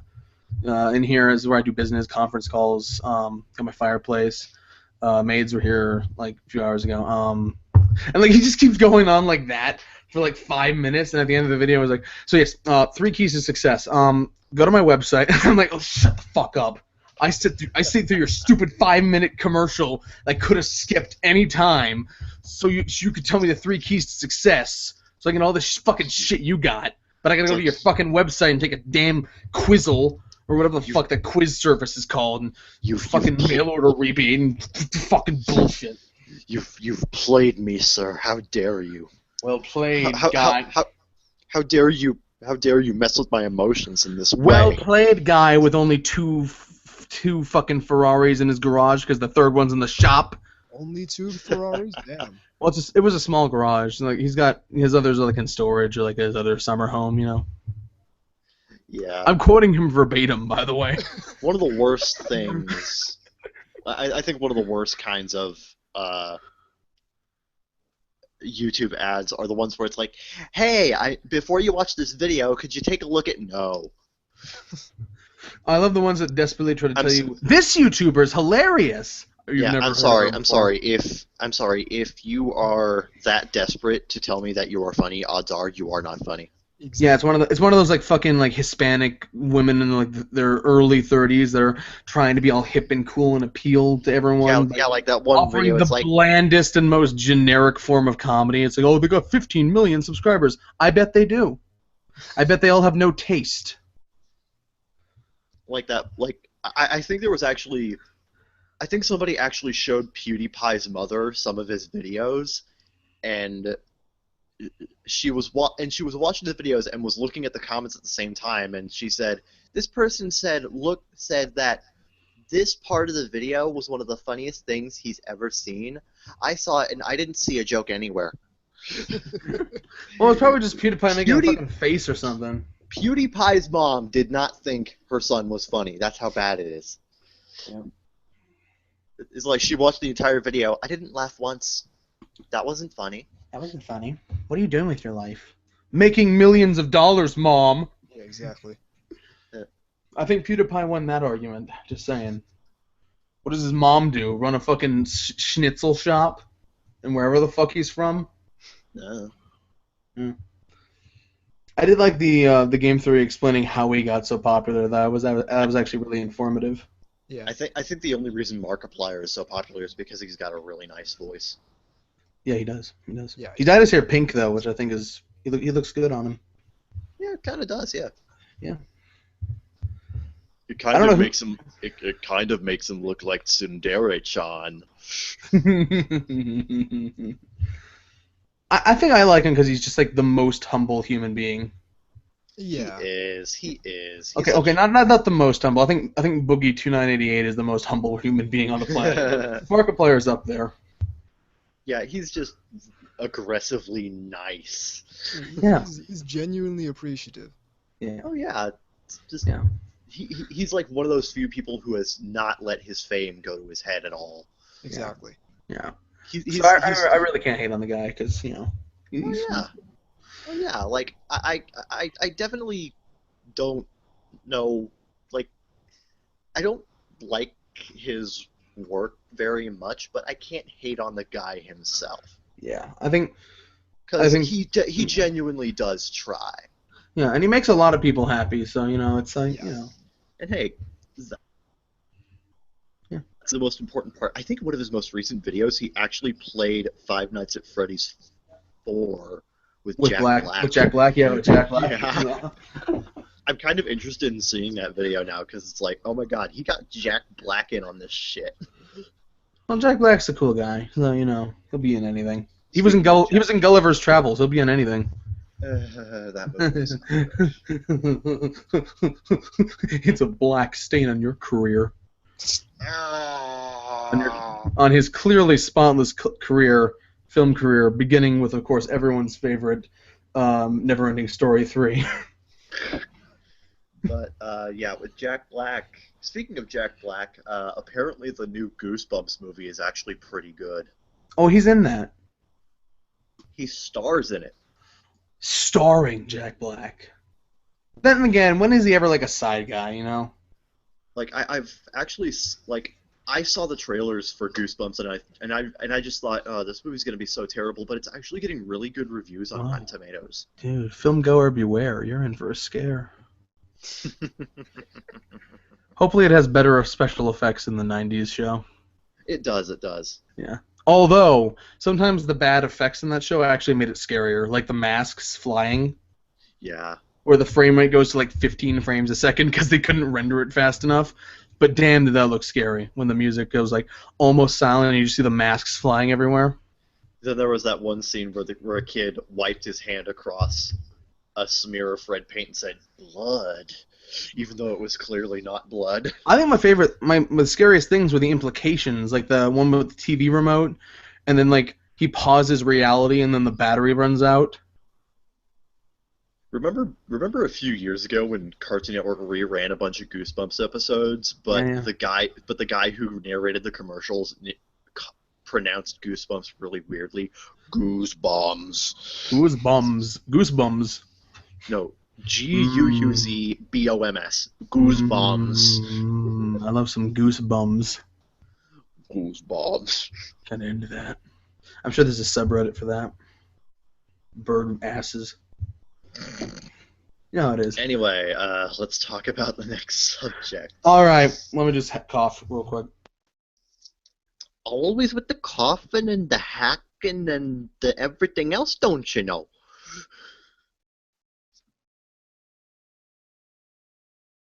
That was a really good impression of me, actually.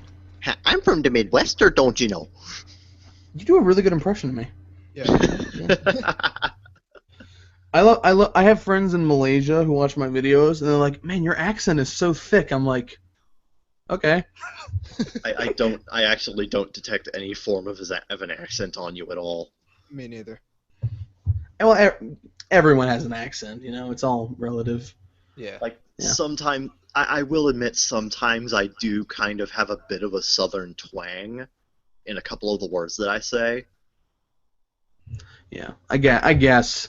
I like to think I have. I like to So- think I have a voice. I like to think I have of speech mannerisms that says this kid grew up in a poor area, but wasn't Like- that poor. Yeah. For me, I grew up in Missouri and Florida, so I kind of have a bit of that. I kind of have a bit of a twang to my voice. I got really ticked off of that Taco Bell commercial where he's like, "I don't want to be a spokesman for the South." I'm like, what? What is this, 1870? I never liked them black folk. Well, I'm like, I don't want to be a spokesman for the South. I don't want to hear that from Taco Bell. The That's only like- thing you don't that's want to like be a smoke. That's like fucking Long John Silver's being like, I don't want to be a spokesman for the coast, but you're Long John Silver's. Shut up. I actually found a Long John Silver's like yesterday. I was driving around from a card shop to card shop. Yeah, there's one down the street from here. I have admittedly never eaten at Long John Silver's. I've never seen a Sonic's, and I've never seen. I've been to one Jack in the Box, and it was in Hawaii. I have never been to a Sonic before, but there is one near here. I think I've seen a Sonic once. I've never seen a Jack in the Box in my life. I've seen a Sonic. His games did not impress. He hasn't had very many good games. I since don't the think the past Sonic games as of late are as I don't think the Sonic games as of late are as bad as people say they are, and similarly, I went back and played the Sonic Adventure games, Sonic Adventure and Sonic Adventure 2. They do not hold up. No, they don't. I actually have replayed all of Sonic Adventure and Sonic Adventure 2, and those are not good games. Yeah. I mean, I loved them when I was a kid, but I'm playing them now, and I'm like, wow. Well, that's the problem. I remembered this really weird. I don't think anyone played those games when they were older than maybe 14. And your memory just got stuck there. It's like, this is the time I was in. These are my DeviantArt years. And then now Yeah. you're looking back and you're like, well, this was shit. I liked it for some reasons, apparently. You must have.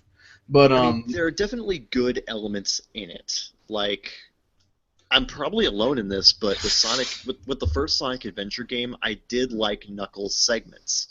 Probably because you could look for the Master Emerald pieces in any order.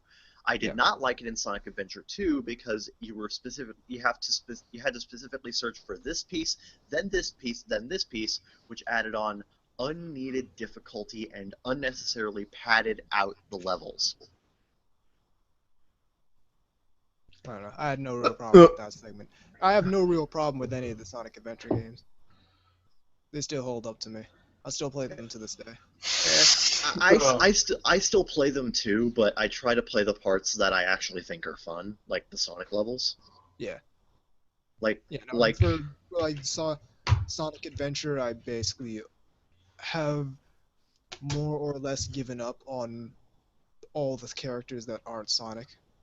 yeah, like with the first Sonic Adventure, I do not play Amy's stages and I do not play Big the Cat stages. I'm willing to play everyone else's stages though. I still need to play Big the Cat stages to get all the emblems, and after that, I'm done. Done with Oh. that. see you entire in 12 hours. Yeah, exactly. Well, you take the fucking bait already. Friday! And Sonic Sonic Adventure 2, I'm willing to play the Sonic stages, the Sonic and Shadow Speed stages, and the Eggman and Tails shooting stages. I am not very willing to play the scavenger stages, because again, the whole having to look for one piece at a time thing is annoying as shit. Especially during that one Rouge stage where you're on a goddamn time limit. At this point, I've gotten that stage down to such a science where it doesn't bother me anymore. When I was like 12, I had a real problem with that stage and was stuck on it for a decent amount of time. I don't actually remember how long it is, but it was a non-trivial amount of time I was stuck on that single stage before I actually beat it. Yeah, I have not been able to master that stage. But anyway, yeah. Next topic. All right. Let me just sit up. You got the fucking futon bed out, so I have so little room to work with here.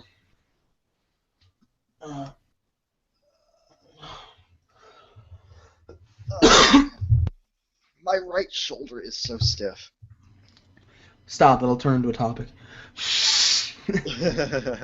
Anyway, Now let's talk about Kevin's shoulder.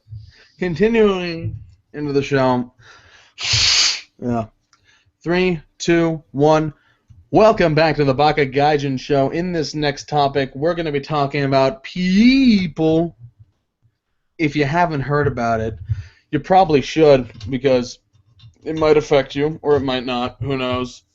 But Kevin, why don't you explain what people is?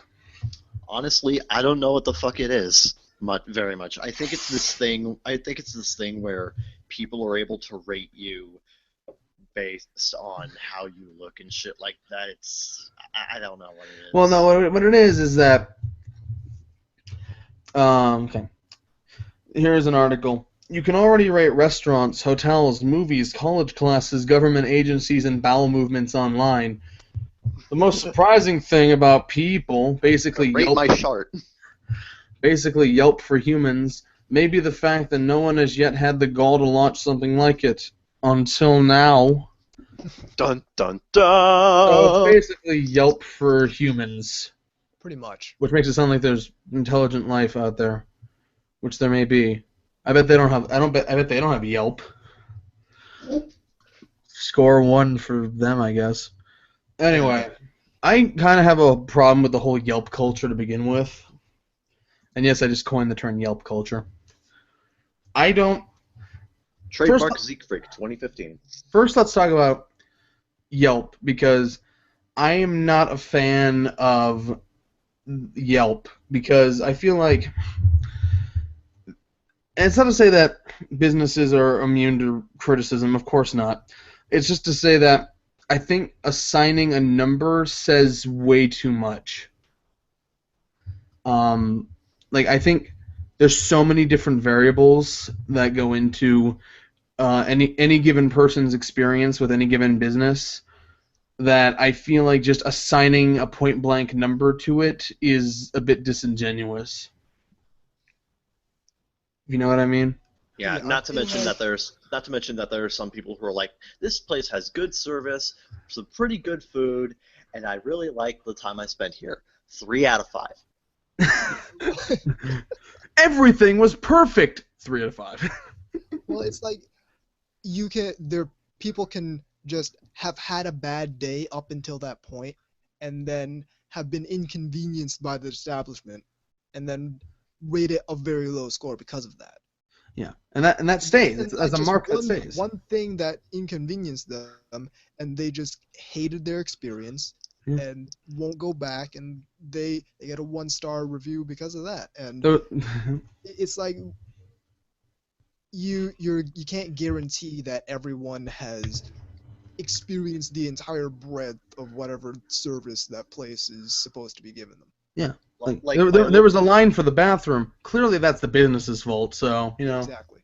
like the local McDonald's that I have has like you only have one.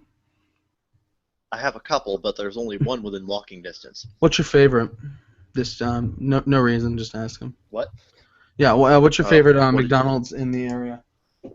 Because I gotta fill out some things here. So I mean, I only really go to one McDonald's over all there. right. What would you say is your favorite thing about that particular branch? What are you doing, dude? Nothing. Anyway, so what about your McDonald's? But with the Yelp reviews, it's got like 3 out of 5, Uh-huh. and people are saying, "Oh, I don't like this part about it, and this part about it, and this part about it," and I go there and I have absolutely no problems with it. My Yeah. order Yeah. as I order it. But then again, I don't tend to do special orders. You don't supersize it? Not that you can anymore. I'm just saying. Yeah. Like I don't do any crazy stuff like hold the onions, extra pickle, give me 3 slices of patty, 2 slices of cheese. But And they're like, I don't even know how to calculate the price of this.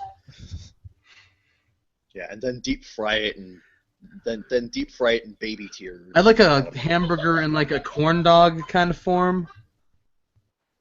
Can you do that? My sister laughed with that one. Yeah. But yeah, I think there's just too many factors. You know, like. Hold up a sec. Deep fry it in baby tears. You liked that one, didn't you,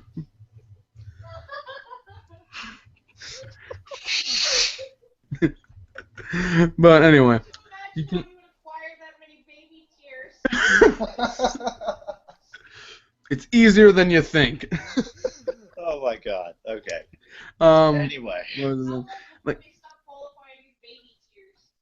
I don't know, like 20 months. I want to be one of those obnoxious parents that always has to tell you how many months old their kid is until they're like 5. Anyway. My baby is 67 months old. I'm like, shut up. Anyway. Anyway. Yeah, I don't. But then again, I don't tend to do special orders, so I just say I'll have 2 double cheeseburgers, a large fry, and a medium soda. Yeah, but it's like It's like no matter how good of an employee you are, someone's gonna have a bad day. You know, like it's not gonna be perfect all the fucking time. And what I hate about this Yelp culture is that there's that expectation, and this whole culture where it's harder to get hired and it's harder to satisfy demands and whatnot. It's just forcing people to be perfect and like on all the time, and that's just unnatural to me. Exactly. I mean, I'm not saying I want lazy service, but I'm just saying like a little more empathy would be nice, please. You know, from both the business end and the consumer end. And you can even go the other way around, like. You know, like not every review on Yelp can be trusted because, you know, there's always going to be preconceptions and whatnot. Like I just read, there was a Google review for the plasma donation place, that not the one I actually went to, which that's a whole story, but the one I was going to go to, where one lady was like, "This place is so uncomfortable for me as a strong, independent white woman. All the all." Wow. You mind if I say the word Anubis? I'm just asking. Go ahead. I don't give a fuck. Because I got out of my car and all these niggers kept staring at me. Is that the review? Yeah. Christ. Yeah. Like there's like 5 of them just eyeing me down. I was like the only white woman in this place, and it was filthy. Oh my god. There was a leaf on the floor. I was like, I don't want to take this person's review seriously. I don't know too many people who would, but no, the place has like a 1.3 review, 1.3 average because of it. Yeah, it still aggregates into the reviews thing. Yeah, aggregates are dumb, like for pretty much anything. Yeah. Because it just Like opinions don't work that way. Yeah, like with Rotten Tomatoes. As much as I do use Rotten Tomatoes as a bit of a benchmark, it does have issues. To be fair, that's a smaller sample pool. That's like a couple critics versus an entire consumer base. Yeah. Yeah. But even so, it's like, because opinions don't work that way. Opinions are words. They're not math. You know. And I don't like this idea that we can just trim everything down to a number. I think life is more complicated than that. Yeah, because there are going to be so many people who are like, well, it's not that good. Yeah. Yeah, and especially when in reality their expectations are just far too high, Exactly. unrealistically so. Yeah. This woman's expectation was kind of weird if she expected a plasma donation place to not be in a poorer area. Because that's where they put them. They do that on purpose. Yep. And wow, I'm just kind of blown out because She actually said, I got out of my car at about 6... I can't even say it. Wow. All their eyes were on me. All their eyes were on me. I can't even say that word, honestly. 'Cause... Kevin, do you have any idea what it's like to be the only white woman in a building? I know Apparently, it's quite what the it's like to traumatic be the only white. experience. Yeah, because all black men are serial rapists? I don't know. Yes, all of us. Yeah. Look out, they might try to fix your table for a nickel. Shine your shoes.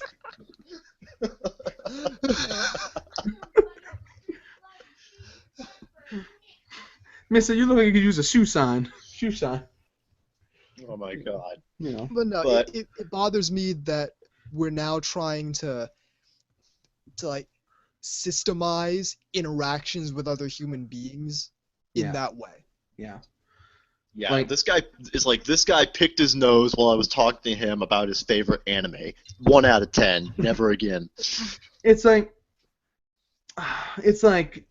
it's just you Has can't. social media ruined people's interactions with other individuals enough? Yeah. Like, people aren't products. They're not meant to function perfectly all the time. Like, Yeah. I have been doing a lot of shitty stuff in the past couple of weeks. And Like, that's mostly some people because sell themselves, but that doesn't mean they're products. I can suck your dick for $1. I meant, like, entrepreneur, sell yourself, but sure, go that way, Kevin.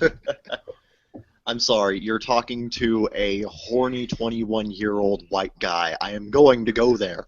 I am also 21 in white, probably less horny than you, I'd imagine. I'm sorry, I wake up with a boner every morning. Everyone does. That's just biology. Morning wood. Morning wood. I played bass for Morningwood. Oh my god. That being said, no, I was just remembering Crispin Freeman's quote that voice acting is not a job, it's a business, and the product you're selling is yourself. So, Yeah. I was just thinking about that. Anyway, like, I don't like... Give me a sec. And now... Go on. Or you do your thing. Sorry, I just need to hack my lung out now. Cool. Anyway, so people are complicated, and you can't just assign a number to them. And I feel like this is coming from this kind of inclusive Los Angeles culture where it's like you don't associate with just anyone. You know what I mean? Oh yeah, it's I only associate with the higher echelon of human Excuse me, do you have at least a 4-star rating on people? Well, then I don't want to associate with you. Just being around you could cause my own rating to plummet. this person has X political opinion that I disagree with. That too. One star. Like, there's no limit to this kind of thing, and there doesn't seem to be. There are some restrictions, like you have to have their cell phone number or some bullshit, so that's going to have, like... Yeah, that's not gonna be dangerous. Yeah, Yeah, that's but not going to be they're dangerous, like- and that's not going to make anyone not give out your phone number. And then, like, oh, you won't give me your phone number? What are you hiding? It's like...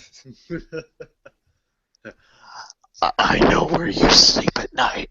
And then there's the two people who are doing this, Hello?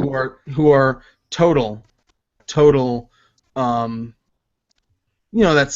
kind of Tumblrite culture sort of thing. Yeah.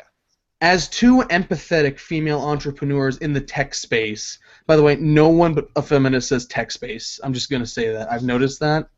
Only Hello, feminists say Zeke. tech space. Hello, Zeke. Do you Yeah. want to play a game? Deathgun, The get out of here. The Yeah, game Death- is very Death- simple. Deathgun, get out of It's here. Jigsaw, you ass. I'm sorry, I thought you were making an inclusive reference. But anyway, as two empathetic I'm sorry, I've been into the Saw movies as of late. Shut up. As two empathetic female entrepreneurs in the tech space, we want to spread love and positivity. We want to operate with thoughtfulness.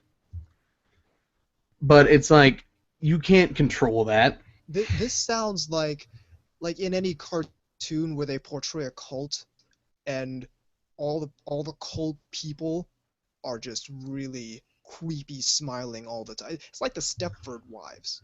Yeah, it's like You know that they're thing. hiding something, if when they're using that kind of we just want to spread love and joy. Yeah, that's what we want to do. That's all we want to do. We want to spread love and positivity by giving you a service that lets you rate other human beings with a number. Yeah. Yeah. Yeah. It's just a really bad idea all around. Like, Yeah. there is nothing good that could possibly come from this. Yeah. It's not. It's taking a negative part of. It's taking a negative part of something like the food industry with Yelp, and it's applying it to actual human beings as individuals. Yeah. There is nothing good about saying that. Yeah. And then this article goes on to say apps like Yelp and Rate My Professor have a demonstrated problem with self-selection. The only people who bother leaving reviews are ones that either hate or love the subject. Yeah. That's a very good point as well. It's all extreme points of view. Nobody is gonna go on People and be like, this person's okay. I mean, I talk to them sometimes, like, just average Joe, 3 out of 5, whatever. It's like, no one's gonna do that. There's also the thing that, okay, when reviewing a product or an art, there's a thing where it's like, just because it doesn't have any apparent flaws doesn't mean it's perfect. But I don't like to apply that logic to people. I don't like to be like, well, this person doesn't have any inherent flaws that I know of, so clearly they must be or must not be perfect. Right. I don't like either way of thinking of that. Not to mention that it opens up the door for anonymous bullying and abuse. No, it's love and positivity. Didn't you hear them? Just because they say it's got love and positivity doesn't mean it's actually going to have love and positivity. Yeah. No. Human beings are They bastards, say it, okay? they say Let's it, just it get must that be out of the true. way. Let's just get that out of the way. Human beings are bastards. And the first thing they're going to do when they get something like this is be a bastard. Yeah. I love this article is already against it. Normally I'd be like, you should be objective reporting or whatever, but in this instance I'm just like, yeah, this is stupid. This is There is stupid. nothing positive that could come out of any of this. The article says, it's inherently invasive even when complimentary. It's objectifying and reductive in the manner of all online reviews. One does not have to stretch far to imagine the distress and anxiety such a system would cause even a slightly self-conscious person. Yeah. It's not merely the anxiety of being harassed or maligned on the platform, but only of being watched and judged at all times by an objectifying gaze to which you did not consent. Yeah. I mean, Yeah, imagine you want to be talking about objectification, how about boiling people down to a number? Exactly. yeah, that is the definition of that term. It's dumb. Like it's I also got some other words to say about objectification as a term, but that's for a completely Go different ahead. I need to stretch the episode. Oh no!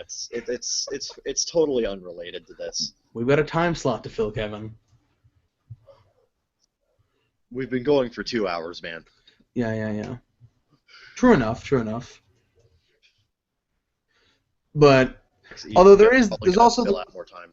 There's also the question of how widespread is this really going to be? I don't honestly see that many people outside the Los Angeles, San Francisco Bay Area using this very extensively. Yeah. I get that employers these days are all like, well, I got to check their Facebook pages and blah blah blah blah. I get that, but first of all, businesses are slow to those kind of things. Yeah. And that doesn't apply to everyone. Like, no entry-level position is going to be like, well, I got to check their Facebook pages. Yeah, not every business does that regardless. Yeah. But, and also, I just think you have to be part of this kind of culture to really think this is a good idea, because nobody else likes it. And if you think you like it, go on. Yeah, only the people who created this and who are part of the same culture that those people are part of are going to be at all on board with this. Yeah. I see it as the extension of the auto block lists of the filtering out everyone that could ever possibly disagree with you before they disagree with you and hurt your feelings. Yeah, like there's this one guy. I don't remember exactly who it is, but Rupert Murdoch. Chris Sanders. Keep going. You'll get it eventually. Tristan Galliant. I'm talking more along the lines of John McIntosh or whoever the fuck that asshole was. Johnny Appleseed. Jesus. Mao Zedong. Am I close? No. Anyway, what do you got to say? But yeah, there's this like one guy who's like a really well-known anti-Gamergate guy, and for some reason I am blocked by him, even though I have never once interacted with him in any way, shape, or form. I'm blocked by I have never even mentioned his name before, but I am blocked by him. I'll try to retweet someone, and it's like, no, you can't retweet them. Then I go and look at their profile. You're blocked by this person you've never interacted with. You never even knew they existed until right now. My favorite thing is that I'm blocked by a shit ton of people that I agree with constantly, but I can't retweet their stuff because they've blocked me for whatever reason. Like Scissor4 or whatever his name is. Block lists. Woo. The fucking Catboy Twitter. Never interacted with that guy before. All I wanted were pictures of Catboys. Nope. You know, I'm blocked by Picard quotes. Why? I'm trying to retweet the thing, and let's be real, he's my favorite Star Trek captain. Yeah. So I'm disappointed now because I got to retweet the shit, and I take it by Picard quotes. I'm like, I take it personally. I'd be like, Picard, I thought we were cool. Why take sides, Picard? Yeah, right. Like there was this one. Picard quotes Twitter not in the spirit of Picard. Let me tell you. Like there was this one like Chibi UFO at one point had me blocked for. Okay, to be fair, I blocked her. She didn't block me. Yeah, for. She would have eventually though. For God knows whatever reason, and I tried to. She retweeted something from me, but I tried to retweet something from her, but I went over to her profile. It's like, you have been blocked for no apparent reason. She has me unblocked now, but. Yeah, but that just kind of really confused me. It's like, wait, I blocked her. I've interacted with you. I've interacted with you a grand total of 2 times. Is it? What? Must have retweeted some Gamergate thing, because you know. Yeah. Anyway. Chad. I blocked Chibi because it got to a point where I was interacting with her too much, and she had some kind of snarky, condescending bullshit to say about literally every single fucking tweet I sent. And it got to the point where I was like, I don't need to listen to your bullshit anymore. Yeah, admittedly, there was this. Yeah, speaking of people where it's like, I don't want to listen to this, but I keep him perpetually. But I keep him perpetually muted, and he posts stuff like, women make me a sandwich. Like rape, like rape isn't real and stuff like that, and I'm just like, Like now, what is he talking about here? Because I'll say that Valve rape isn't real. Fictional rape isn't real. No, he's talking stuff like rape isn't real. It's all a psychological thing. If you thing. Well, I mean, it is, but that doesn't make it not real. Yeah, and I'm just like. It's quite psychological, actually. It's also physiological, and geographical. And it has to happen somewhere. Yeah, and I'm just like, yeah, I completely disagree with you, and I think you're wrong, but I don't want to unfollow you because you always publicly tell people exactly who has unfollowed you every single time somebody unfollows you, and I don't want that. I wish I could actually. I wish I could do that, but I have too many followers, man. So I'm just going to perpetually mute you. If you want to help me not call you out for unfollowing me, you could follow me instead, so I have so many followers I couldn't keep track of it all. So go on, everybody follow me. Everybody follow me, and then I won't call you out when you unfollow me. Unless you all do it at the same time, in which case I'll be like, what the fuck, guys? Yeah, I thought we had something real. I have like 500 followers, 490 of which are probably bots. I've been stuck at like the little over 700 range for a while. I lose and gain like 5 to 10 a day. It's weird. Yeah. People It's the same kind of culture of the entire block bot where you actively take measures to not interact with people that might disagree with you. Yeah. If I block someone, it's not because I disagree with them. It's because they're being a fucking asshole to me. That's different. Yeah, like the reason why I unfollowed this one person on Tumblr is because I politely asked her, very politely, to not post stuff like the whole men are trash thing because I felt personally attacked for stuff that I'm not doing personally and stuff like that. And she immediately attacked me as a person because I disagreed with her. Yeah. And No, dude. I understand. Like, I actually messaged before I blocked her. I messaged GB on Skype. I'm like, okay, you seem to have a problem with me because you keep subtweeting about me angrily. So, can we talk this through? Is there something we need to discuss here? She's like, nah, I don't want to talk to you. Whatever, broski. I was like, well, and I tried that like 4 times. I'm like, well, not all at once, obviously, but like over a period of time. It's like, look, there's a problem here. Can we talk this out? Can we reach some kind of resolution here? And she's like, no, kept blowing me off. I'm like, I don't need to deal with you anymore. Yeah, that's probably not something you need to. No, I'm like, I'm trying to fucking accommodate you. I'm trying to patch, because I clearly care more than you do. I'm trying to patch this up, but no, and it never works with these kind of people. It never works. They don't want to talk. You know, if they wanted to talk to you, they probably would have talked to you. So Exactly. you know, Yeah, or at least not said such shitty things to me. So whatever. Yeah, but here's the thing. My big problem is that if I'm trying to very kindly have mature discourse with you and just maturely talk to you.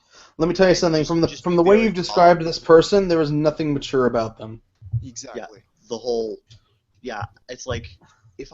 It's like if you were nice to me and if you actually treated me like a human being with some level of respect, then I might have just at the very least agreed to disagree with you. But no, male tears. But no, you decided to attack me personally and belittle me. So I'm not going to deal with that. I'm so upset about the things you've said about me and my entire gender. Lol, male tears, am I right? She even closed it out with, "Sorry if I hurt your precious fee-fees." Wow. Ow. What a bitch. You could not have been any more condescending if you tried. No, I bet they could. I bet she could. I don't know. That's pretty condescending. That's only 1% of her maximum power. Yeah, and I think the weirdest thing is that she says all this stuff and she claims to have a boyfriend. I'm like, watch that relationship crumble. Feel sorry for that motherfucker. Trust me. He's probably one of those airplane rule guys. Airplane law guys. Oh, maybe he's one of those white knight apologists. Like, these women are right. We're such terrible human beings. One of those thirsty motherfuckers. Little Mr. Arthur Chu over there. Yep. Probably castrate himself if he wasn't expecting to get some. The guy's such a Oh my gosh. But yeah, I'm just like, wow, you are not the kind of person I thought you were. You may have a dick. You may be a dick, but you ain't got no balls. Oh. Wrecked. Yeah. I'm sorry, if you're a guy and you are dating somebody who is treating you and everybody who kind of believes in genocide, then who kind of believes in the whole all men are trash thing and says stuff like and she said something along the lines of, we've been oppressed for so long that we have the right to generalize men altogether. Man, Hitler was oppressed so long he had the right to generalize all Jews straight into a gas chamber. Well, you I know what? can't argue I this. take that back. I don't feel sorry for him. Because he has a choice. Yeah. He could kick her to the curb, but he doesn't. Yeah. I mean, if you are choosing to spend your time with that sort of emasculating person, then I don't think you're the type of person who should be calling themselves a man. No personal boundaries, obviously. It's Yeah. like, you don't respect other people as men, then you don't really respect yourself as a man, personally. Well, I don't think any of them would even deny that. So Oh, I just thought. Imagine what effects this And you know People what? app is gonna have on relationships. And you know what? And you know what? Since I brought it up, what I was trying to not say about the whole Speak your mind, man. We don't got any boundaries here. so the whole thing about how women are being objectified and sexualized, and how anything, it's like, if a woman is even slightly sexualized, she's being objectified and made into some sort of masturbatory aid or whatever. And I'm just like, you do realize that you are saying that a woman is less of a woman just because she shows a man her tits. You are trying to tell me that women are these strong, independent human beings, and yet at the same time you are saying that they are so fragile that simply showing a guy her nips, Well, no, because makes them less of a person. It's all a mask. Like, all the specifics of the ideology don't matter. They don't respect other women's choices unless they completely agree with them. Exactly. Yeah, but my main problem is that you get on to stuff like Senran Kagura for being so sexist and objectifying. It's like, what part of it? It's like, what part of this actually lessens these characters as characters? Like, are these characters going backwards in their character development? Are they less of people just because they're shown naked? No, they're not. Those poor pixels, man. Yeah. Those poor, Poor undignified, oppressed oppressed pixels. Yeah, but here's the thing. Just because a woman, different women are empowered by different things. Some women are empowered by modesty, others by nudity and sexuality, and some by Gatorade. It's weird. And these people have absolutely no respect for anything other than their own boneheaded ideologies of. It's like I just quickly segue into like a product placement. Like, some are powered by the refreshing taste of 5-hour energy. 5-hour energy. But all energy, no crash and burn. But back to what I was talking about. Sure. They have absolutely no respect for any other people's opinions about what is empowering or what is really feminism or any of that. It's like, if you don't agree with my very narrow ideology, you are dead to me. Yeah. Bingo. That just blows my mind, because wow. It shouldn't, because it's real. Because I'm just like, wow, what fucking rock did you grow up under? No, you shouldn't be surprised, because it's been around forever. It's real. It's a thing that's happening right now. But the problem is it's been getting worse and worse. Has it, or have they just been given a platform? Exactly. Maybe they have, maybe they haven't. I don't know. These kinds of people have always been around. It's just they used to have to get power first. Now they can say whatever they want and get power later. Yep. You can say whatever you want and then start a Patreon. You don't have to get fucking military funding anymore. Hey, Anita Sarkeesian, what's good? How's that video series coming along? You know, the one you said you'd work on that you're not. The one you said would be done by 2012.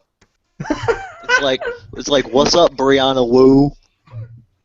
How's that game nobody likes? How's that $200,000 you got to Need to borrow more money from your parents? and what we got You're a out of strong, Revolution 60? you're a strong, independent woman who needs to borrow money from daddy. Wow. Yep. We have so much beef. Yeah, man. We're all about the beef There's so much venom build up. Ugh. It's like, Dude, this is every day for us.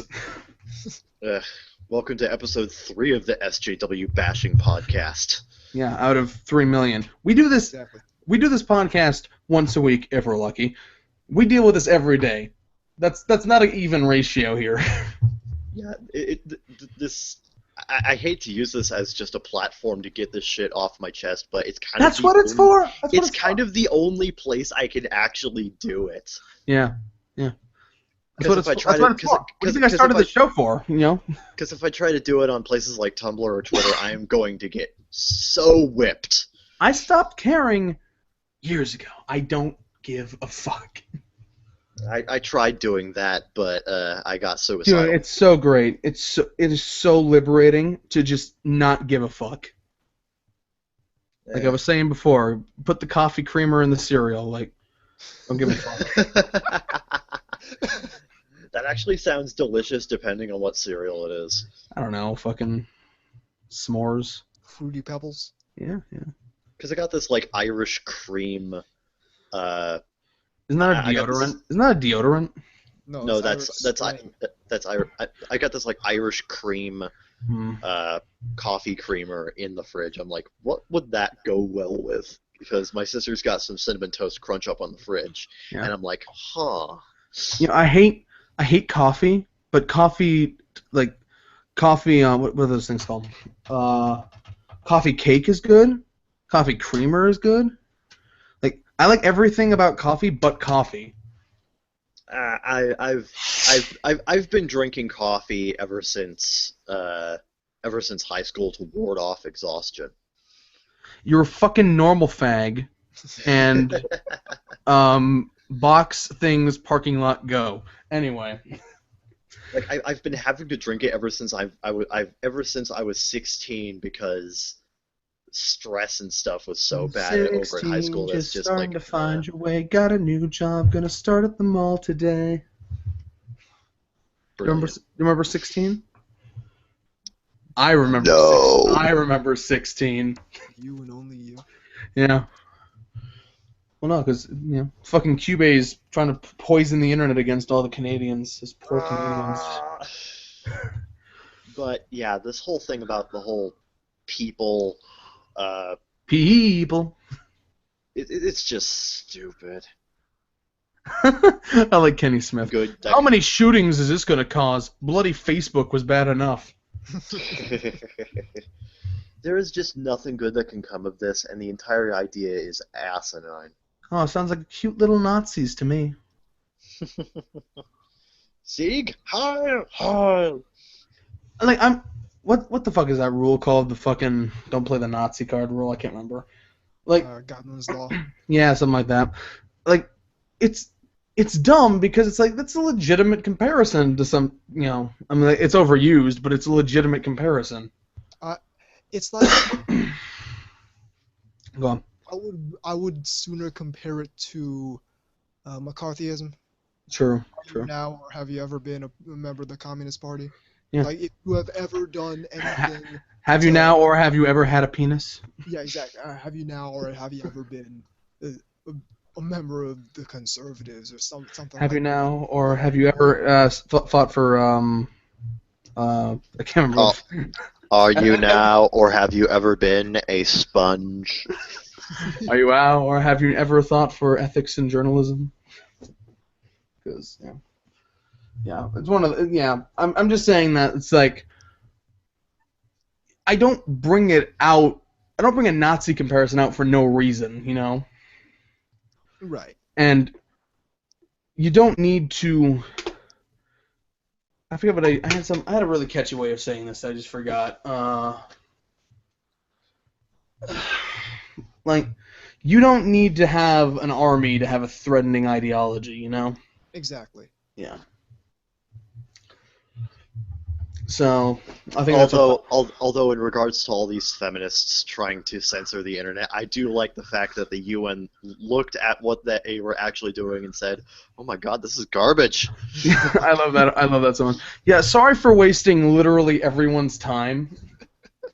Yeah. Even some of the other people who were there looked at what people like Brianna Wu and Anita Sarkeesian were saying there. It's like, you're full of garbage, bitch. I mean, part of it is I think like all these old fucks look at each other as like, what's the internet? But you know, I think there's a little bit of that going on, a little bit of we don't understand what Facebook is. But other than that, you know, We don't understand Facebook, but they make it sound terrible. this internet is full of communists.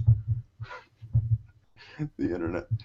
This Twitter thing. This Well, Twitter thing is full of communists. Well, you know, I mean, ironically enough, It's they're- full of them. It's full of if- them Al Qaeda. if we're- It's got all them Al Qaeda terrorists on it. You see, Good impression. we But- gotta we gotta get them with the nuclear bombs.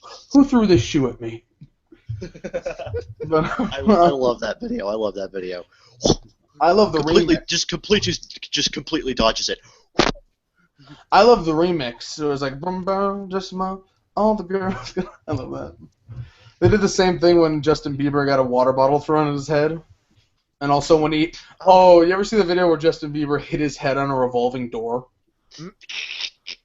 Don't ask how that's even physically possible, but he did it. Uh-huh. Although my favorite is the one where Justin Bieber didn't know what Germany was. You have a German name, you fucking idiot. This just in: Uranus is indeed a planet. I keep falling on this damn chair. But I think that's our thought. I am making so many 2000s Nickelodeon jokes, and nobody is going to get them. I'm trying to think of one now. I don't know, man. That was a while ago.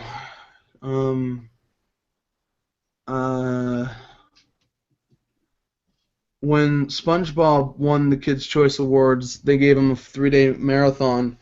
When Avatar won the Kids' Choice Awards, they gave Avatar a banner for 10 minutes. I don't know.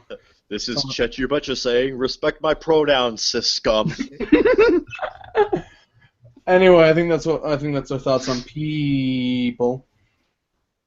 Yeah, it's dumb. Now, if you'll excuse me, I need to go take a pee. Conclusion: it's dumb. It's dumb, and it's stupid, and it's stupid, and it's dumb.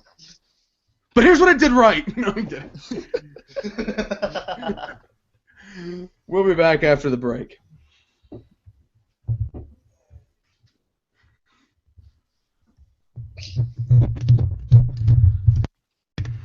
Number 1, game feel. Number 2, day and night. And I love him in that video, but I don't give a fuck. You think this is always going to be about the good, the bad? No, fucking please. This is why Mega Man X is so fucking good that it makes my dick rock hard. Riding on cars. Skeleton snake dragon head thing from the wall. I love it. Say what you want about the Zelda. Say what you want about the Zelda episode, aka it's shit. But the other ones are he's good. right about literally everything except the loading times. That was dumb. I disagree with him. The only point I disagreed with is that he complained about the songs for fast travel. I'm like, the game has to fucking load, dude. and him complaining about how, oh, opening up chests takes too long and there's no immediate gratification. You gotta wait 10 seconds. Oh no, 10 seconds of waiting. What am I going to do with my time? Shut up. I think he was just making a broader point about how much the game makes you wait.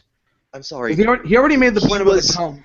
He was nitpicking. That was the big thing, that he was nitpicking. Deconstructing the entire combat system is not nitpicking. That's most of the game. And he's right, waiting is not a difficulty supplement. It's just a thing that annoys you. Yeah. I'm just gonna have to say I disagree here, so. Sure, go take a piss. But anyway, yeah, I do need to take a pee. Yes. So, bye. I just ate a prepaid Visa. There you go. That's life for me sometimes.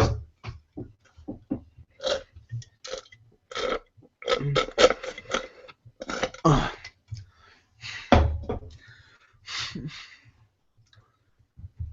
No. I hate this fucking keyboard. It just makes that car screech sound every time I move it. Oh, no, I'm pushing too hard.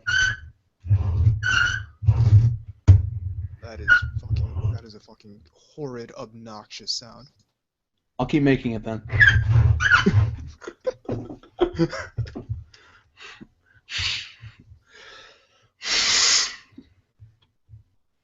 This guy has a weird opinion. I agree with this opinion. Even tough, I'm younger and tend to be more attracted to an anime like Fate rather than a mature one like Ergo Proxy, for example. I do agree that there are too many ecchi with 1C high school series coming out lately. The memeral ones, not memorable, memeral ones for me from 2014 were Ping Pong, Nanatsu Fate Bahamut Parasite. There's no space after his commas. For an entire year, it is not that great. He put "it's" with an apostrophe, so clearly it is not that great. It is not that great. It is. Actually, that's fine. I'm so used to correcting people's apostrophes that even when they get it right, I'm like, "You're wrong," and I'm like, "Oh."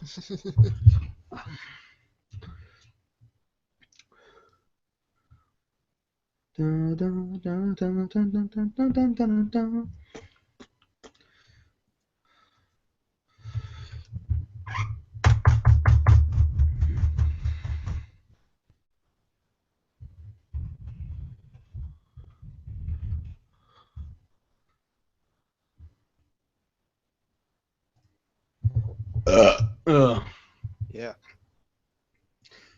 It's totally it.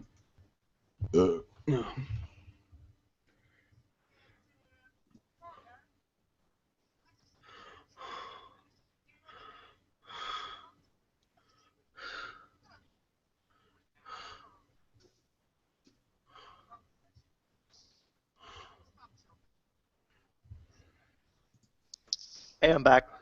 Hey. Yo.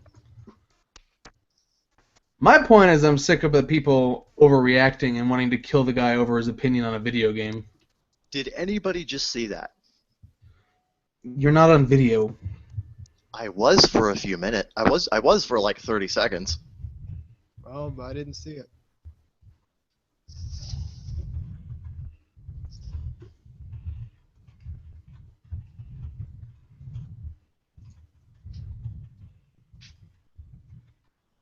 Can you see it now? Wait, hold on. Yeah, I can Oh, see it yeah, now. yeah, cool. Cool, then.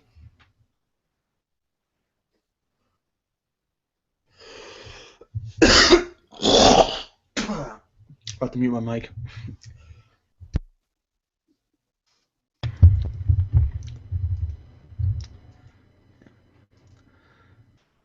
I'm just saying, no matter how much you think he's nitpicking, I'm tired of the people wanting to kill the guy over his opinion on a game. Who are we talking about? Ego Raptor. Oh, that. Ugh. Fucking Ego Raptor style. So Egoraptor has unpopular, shitty opinions. Who cares? Nice. I want to call that sub-tweeting, but it was in real life. It's like real sub-saying. Sub-speaking. You're the best at being absolutely terrible, but in a good way. I mean, I don't like Egoraptor's opinions, but I'm not gonna vilify the damn guy for it. And that's exactly what people did, just like he predicted that they would. So the guy's got balls, at least. At least he's got foresight. Yeah. Well, he knows the internet. He's like one of the first Newgrounds guys. Of course he knows the internet.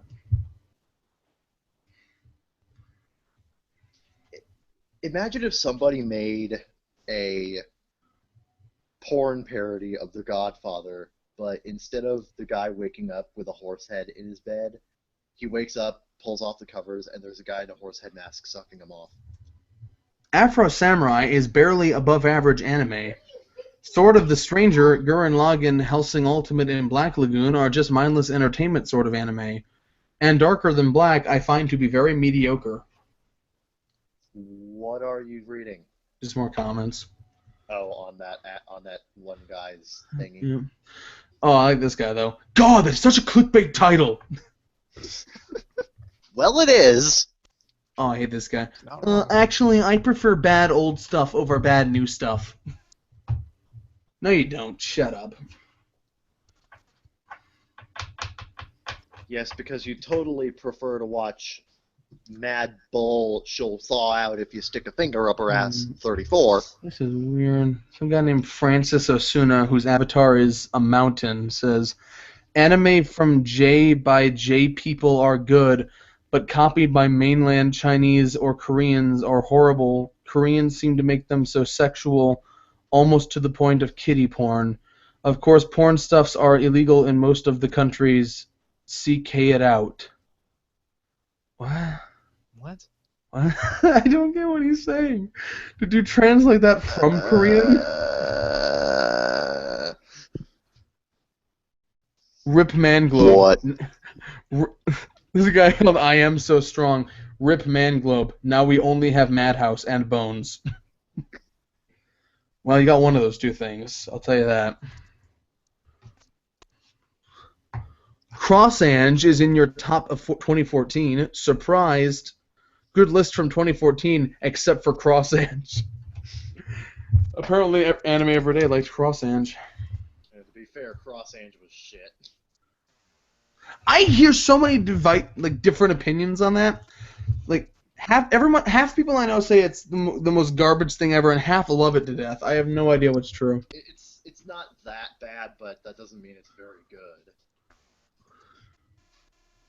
It's like if I had to rank it on a scale of 1 to 10, it'd probably be like a 4. I do like this guy though. He's like, great anime from this decade, and then he's like, well, we got Madoka Steins Gate, Angel Beats, Your Lie in April, Shirobako, Mushi Shizoku, Tatami Galaxy, Ping Pong, Yuri Kuma, Yuki Yuna, Death Parade, Blood Blockade, Battlefront, Fate Zero, Kill la Kill, Space Dandy, Wind Rises, Red Line, Princess Kaguya, When Marnie Was There, Wolf Children from Pon Poppy Hill, Garden of Words, Boy and the Beast, Hyoka, Katanagatari, Sound Euphonium, Space Brothers, Gargantia, Star Driver, Log Horizon, Shakugan Rashana, Terror in Resonance, Kids on the Slope, Magi, Attack on Titan, Pet Girl of Sakura So, Anohana, Nagino Asakura, the Monogatari series, Psychopaths, Penguin Drum, White Album 2, Origai Rizoko, Nichijou, and Full Metal Alchemist Brotherhood. And those are just some of my favorites. I like that guy. I like that guy. I like that guy. Yeah, I guess there weren't any good anime this decade. Oh.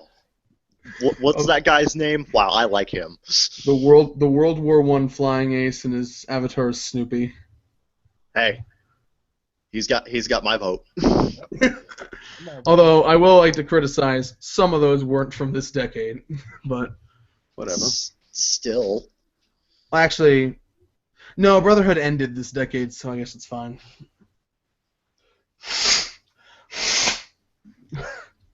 Okay, you know what? I'm bored. So. I mean, according to Hideaki Anno, the industry is dying. I need more drink. One sec. The industry is doing just fine. No, man. Anno says it's not. And Anno knows what he's talking about because he hasn't made an anime in 20 years, so he clearly knows what he's talking about. Anyway, I'm going to go get some drink. Yeah.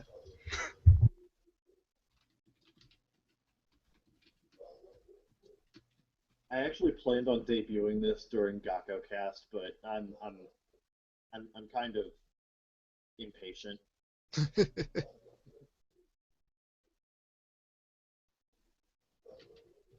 I got this for like $25 on the first. Worth it. Okay, full screen, that just looks freaky as hell. That's kind of the point.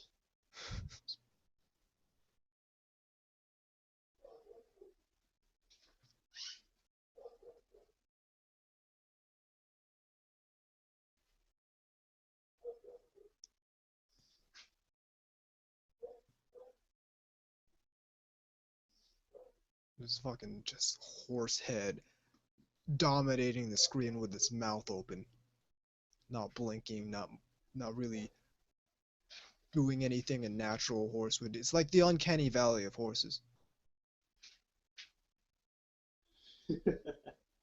And that's what makes the horse head mask so good. For the record, this is what I actually look like. Yeah.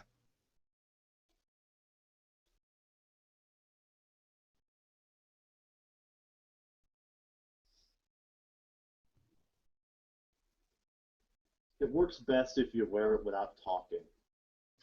It really does. I actually plan on doing hold on.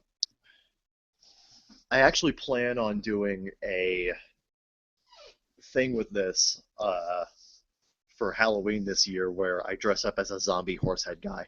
Ha! And I just walk up to people's houses, knock on their doors, open up a bag, and just kind of stand there.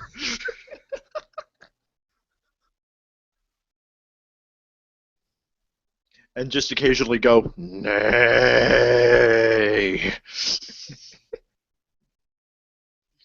I don't know. It's an idea. A stupid as hell idea, but it's an idea.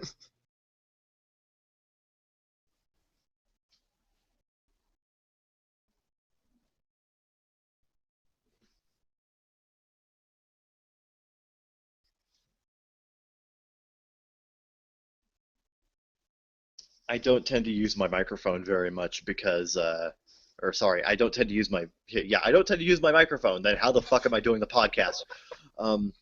I don't tend to use the camera very much because that means I have to move further away from the microphone and my voice is quieter. So, Yeah, that makes sense. yeah. Plus the podcast is gonna eventually have an MP3 version, so it's not like using my camera is actually gonna do me any good. Right. It's like I can't really make any sort of visual gags during the actual show because they're not going to exist in the MP3 version.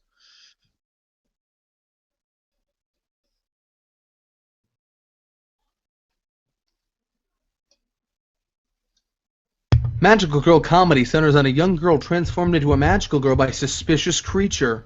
Yes. Isn't that the most unique premise you've ever heard? Wow, it's so original. It's to start broadcast in early 2016.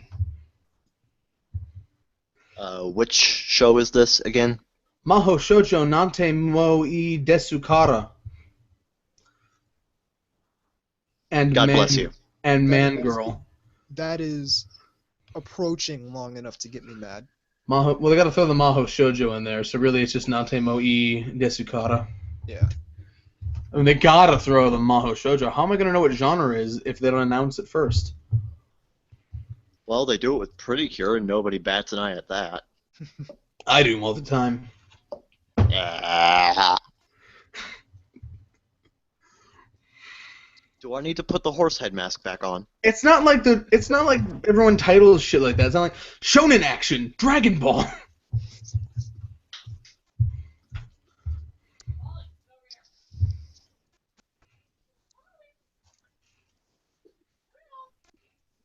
How am I supposed to watch an anime on a sushi? Shit! I need to load up my hummingbird for this. Cause I might need it for the next topic that we're about to discuss while I throw a Sharpie at the wall.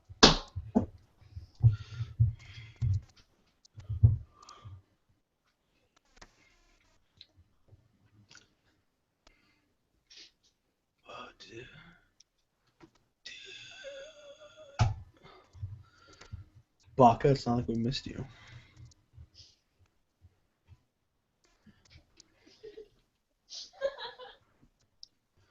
To my library, I have seen some fucking shit. I gotta add like everything from this season. I haven't done it yet.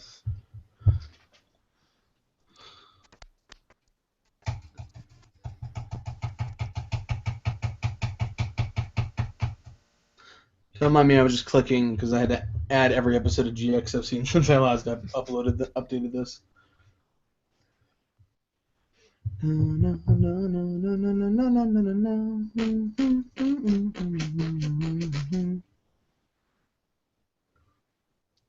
Kevin! Kevin? Did he die on me? Yeah. Oh, hi. No. Oh, okay. I was not just on I need a replacement co-host.net. What's up, man? Oh. Have you seen the show? Because I might do a special on it when the season's over. What show? Gravity Falls. Nope. Okay. It's like anything that you are into, I have never watched except for Hunter x Hunter. Yes. And I did it before you, because it was cooler. I liked it before it was cool! You just keep telling yourself that. Well, I did. I did. So, you know. You don't understand, man. It was a cult when I got into it. Do I need to put the horse head mask back on? Not a cult, just a cult. Do I need to put my horse head mask back on? No, not like a cult, but like a cult. You see what I'm saying here? Because it's not a cult, it's a cult. A cult. Yeah. A cult, yeah. Not a cult, just a cult. You know. I think he... One cult. No, a cult.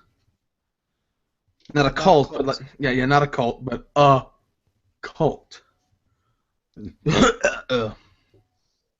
I have no idea what you were saying right now. No, it's not a cult, it's a cult. We're not getting anywhere with this. It's pronounced trope. Shut up. Oh, well, knocked over my mic. Hold on. Damn it. Ow. It's pronounced Frankenstein. Must keep breaking $100 microphone for cheap. Ow. Cheap joke. I just pinched my finger. Fuck. I'm gonna suck on this for a minute. Your microphone just kept making a weird boom, boom, boom, boom, boom sound. Yeah. Oh shit, fuck.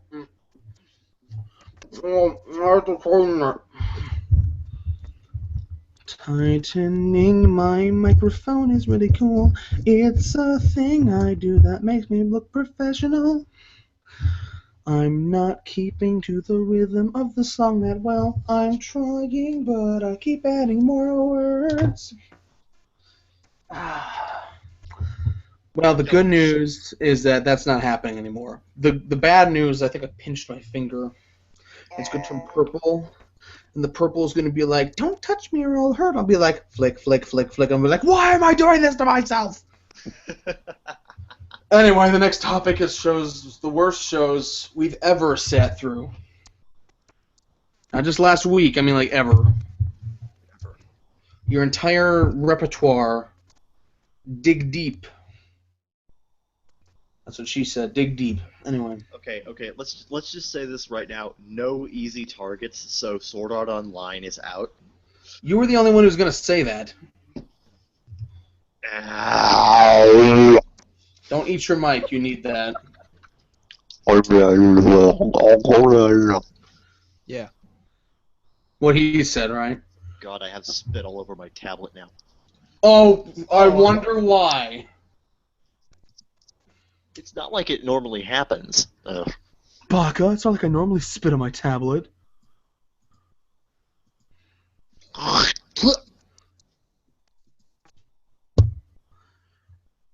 Anyway, we're going to return to the show in a moment.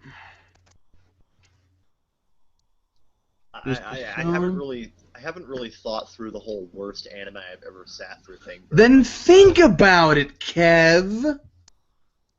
I mean, if it's bad, I've probably forgotten about it. I didn't say sit all the way through. I just said sat through, or stood through, or laid down through, or I don't know, had sex too. Like your soundtrack, your mixtape. I think the worst one I can actually, it's like The worst one I can think of is really just decent. I got a bottle here. I could use it as a shank. Because honestly, if I think it's garbage, I'm probably just gonna drop it. That's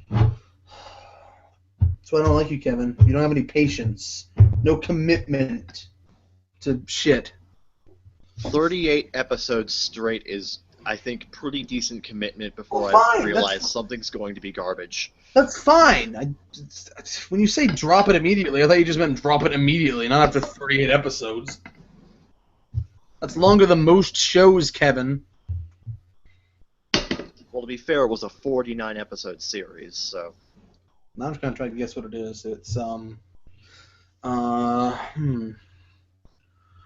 Wait, hold on. 49. 49 is a number in the English alphabet. No, it's not. That's just wrong. Okay.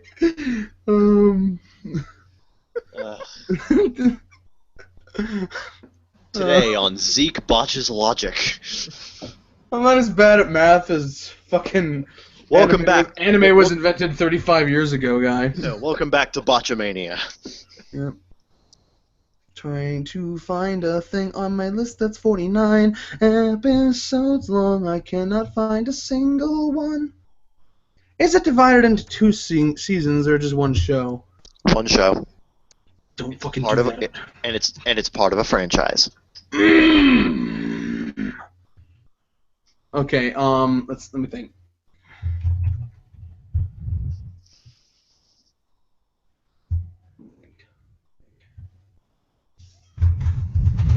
But honestly, I complain about it a little bit too much on this show, so I'm gonna go with something different. Ooh, I think it maybe. Hold on. Fucking enter key work. Oh, I gotta click it. 49. Is it Duel Master Cross Shock? No, Okay. Is it Duel Master's Victory? it has nothing to do with Duel Masters, Is it Duel Master's Kaijido? sir. Sir, Duel Masters Zero? sir, Zero Duel Masters. sir. Shinseki Duel Masters Flash. Duel Masters Sacred Lands. Sir, That one American season. sir. Charge. Duel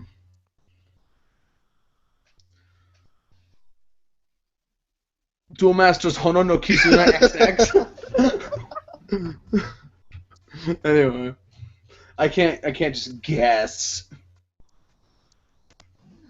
You're just taking other shows and adding Duel Masters into it. No, I'm not. That's literally all of them, except for the original.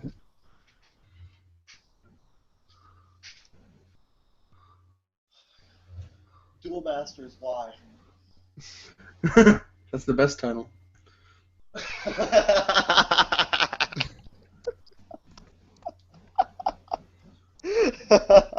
The story is not just for 5-year-olds, it is also written by 5-year-olds. And then they do a thing, and then they go BAM! Recommendation, go watch Pokemon instead. And imagine that, I hate Pokemon. I love this. Yeah, go watch this thing I hate instead of this other thing that I hate even more. This series is equally as pathetic as Bidendetsetu Battle Betamon. Playing with marbles has never been so boring. Hey, Beat 'em On was actually kind of cool. I think you're thinking of the wrong one. I'm just saying, you could be. Like, I'm thinking of the original Beat 'em On, so... Like the stuff that aired on Jetix. Jetix! What the fuck was that?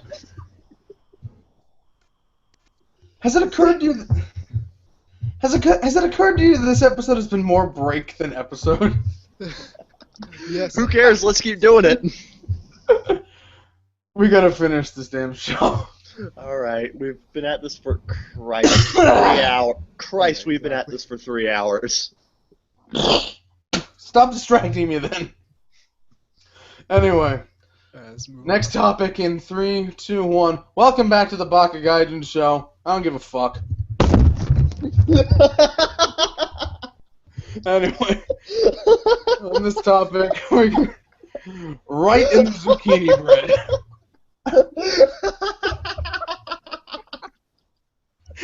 Anyway, on this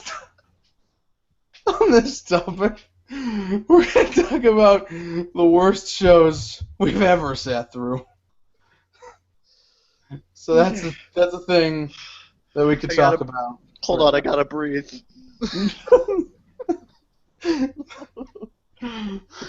I don't give a fuck. For a split second, I was just like, I don't care where my mic goes. Straight into the zucchini bread, right off the side of the table, into my drink, whatever.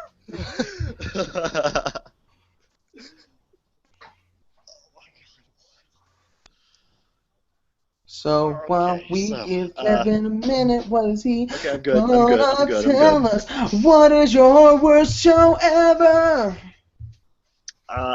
The probably the worst one that I sat through absolutely all the way through is. It's actually not that bad of a show, but I have issues. Well, I mean, Well, Well, it's because I don't. But way to that's put because me on the edge of my seat, Kevin. Now I'm so excited to hear about it. Well, I'm sorry. I don't like shoveling shit. But I still have shows that I sat through most of. Everyone has against my regrets. better judgment. Sometimes you start watching Hitman Reborn and you're like, this is cool, and then 200 episodes later you realize this has been shit the entire time and I didn't even realize it. That's how brainwashing it is. Sometimes you watch a show all the way to the end, and only after the end do you go, wow, that was awful. Yeah. That was a complete waste of my time. Yeah. okay, yeah. this man is, speaks the truth. Yeah, this is kind of like that. Then it's has anybody seen Myself Yourself? No. I've heard of it. It's like 11 episodes though, so. And it's not very good. And I regret every single one of them. I had a lot of people telling me stuff like it's so much like Clannad. It's so good. It's got such great characters and such excellent development. I saw it and I did not like it. Poor man's Clannad. Like probably the worst thing about it was that the character development was extremely rigid. Characters acted one way one moment and then acted completely differently the next, and we're expected to think that they grew off screen. Like they learned something off screen, and we're just supposed to accept it. And in order to really sell this drama that's not actually there, they instead rely a lot on shock value, like, oh, this character is suicidal and she's cutting herself and shit like that. And I'm like, that's not good writing. That's just lazy. Yeah. All girls, I imagine. It's probably a VN-based thing. It is, and really, I think it probably would have been a lot better if it was a 2-core show. Mm-hmm. But because they tried to adapt so much. You see that? He loves it so much he tried to subject himself to more of it. If it were twice as long as it was, it probably would have been at least decent. But as it was, I think it relied too much on shock value and not enough on actual character growth and development. So you're saying it was too ambitious? It was definitely. All right. Definitely. I said that as a joke, but if you're serious, sure. I mean, actually, it's more like it wasn't ambitious enough. Whoa! Way to put a fucking 180 on that conversation. I mean, I didn't know when you get right down to it, it's like you're trying to adapt this big visual novel, but you're only giving yourself 11 episodes to do it in. Yeah. You're a lot of adaptations like that. You're kind of setting yourself up for disappointment there. A lot of adaptations like that. Oh, yeah. Sometimes you just gotta sell discs, man. Plus, not anime discs, of course, but VN discs. Plus, I had a really inconclusive ending that decided to, it's like, we're going to have a random title drop at the end. It turns out the title of the show is really just the title of a song the character was writing. And like, fuck you. I love when that's the case. And like, and then at the end, he wrote his memoirs down, and he titled it "The Title." I'm sorry, only And the from only the and fucking from- Hobbit can get away with that. Okay.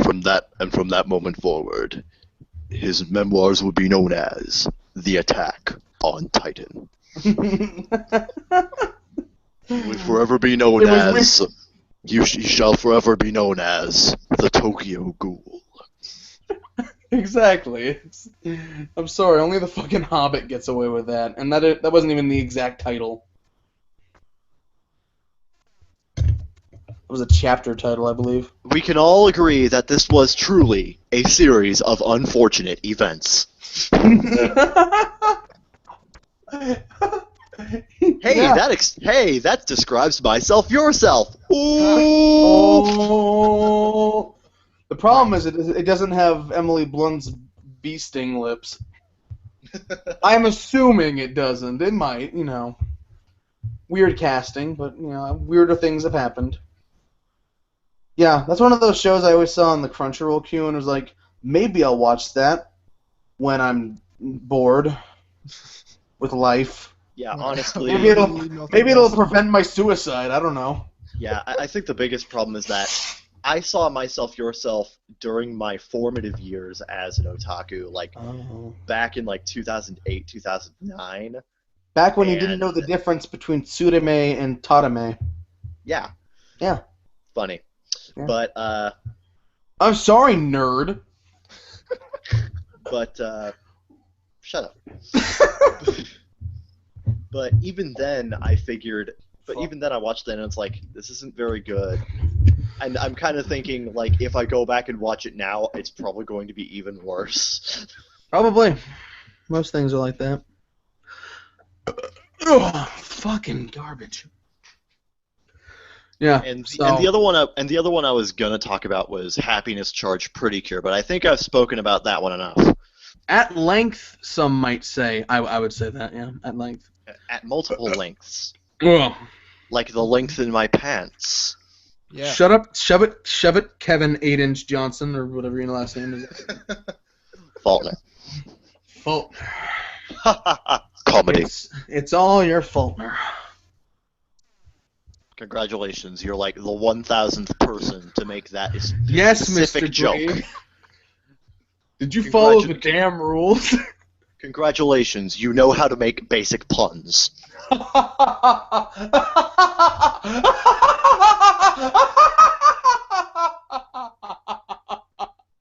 Yes, I do.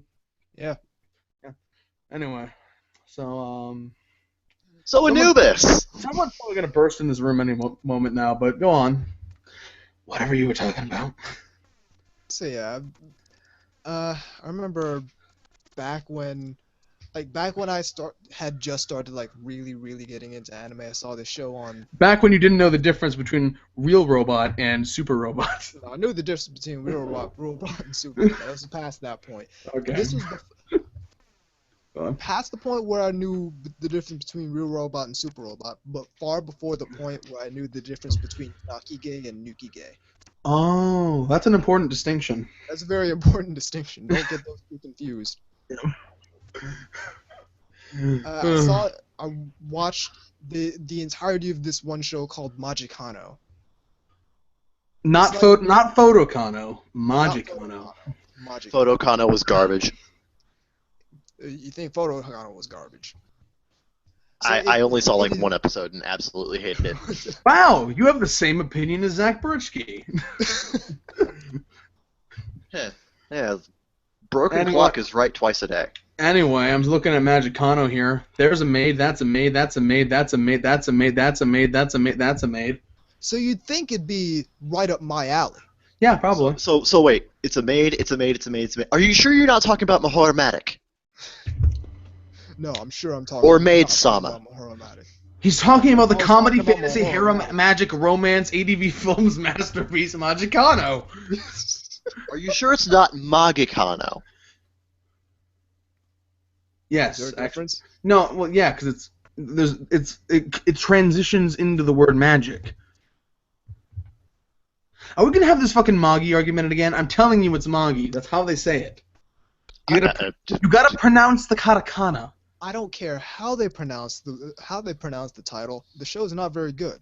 I sat through the whole thing, and the ending is what cemented it for me. Because What basically, happened?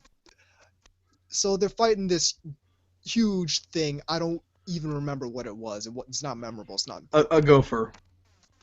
They're fighting a huge gopher. Let's go with Yeah, yeah. And the solution is not to I don't know defeat what it the is. thing. Let's just go with gopher. Because who cares what it is? It's a crap show. They don't. They figure, you know what? None of us, even collectively, are powerful enough to defeat this thing. So what do? They just rewind time and go back to the very beginning of the series. the Superman 4 ending. Yes. I love this. There's one review on Hummingbird, and the description is just a friendly warning. One of the worst endings I've ever seen. Yeah. No. And that's the you're whole not review. wrong. That's the whole review. On the plus side, he gave it a 3 out of 5 for the sound design. So there's that. I don't remember the sound design. Story 0.5, animation 2, sound 3, characters 2.5, enjoyment 0.5. No, it was a generic anime that was made infinitely worse by its ending. Doesn't look that great. He says 3 sisters, but I'm seeing like 12 girls on the cover, so I'm guessing some shit goes down. I guess I don't really remember very much. That's the thing about bad shows. You just don't remember, and you try to explain why it was so bad, and you're like, yes, terrible. Well, there are some shows where I can vividly remember exactly the point at which I said, you know what, this is garbage. Akunohana is an example of that. Sorry, I had to go for a sec. What was said?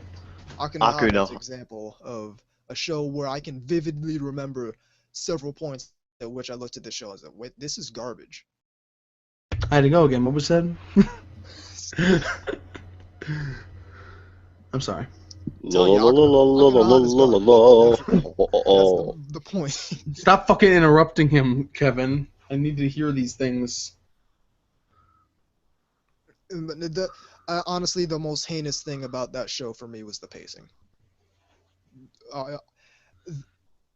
When I was watching Akunohana to review it, the ending of every episode snuck up on me, and not in a good way. Because I looked at it, and the ending theme starts, and I'm like, nothing happened. The worst feeling. But don't you know that's unique artistic expression? No, it's just It's also bad. relativist. It's It's relativist jargon, is what it is. It can be. It can be unique artistic expression all at once. It's also bad. None of that prevents it from being poorly made. Yeah. Indeed. Also, Sing the it. rotoscoping was a bad decision. They shouldn't have done that. Yeah. The The entire series rotoscoping suffered could that. have been good. I'm sorry, I saw the behind the scenes videos, like the people who they were tracing over. The rotoscoping wouldn't have been that bad if the people that were rotoscoping weren't ugly as sin. Well, I mean, to a certain extent, I guess that's what they were going for. Because Well, No, you don't understand, Kevin. Really ugly. so they were demonstrates deliberate. the- So no. So they were deliberately. No. What the? Yes, Zeke. Who just fucking banged on my door? Huh? I don't know what happened.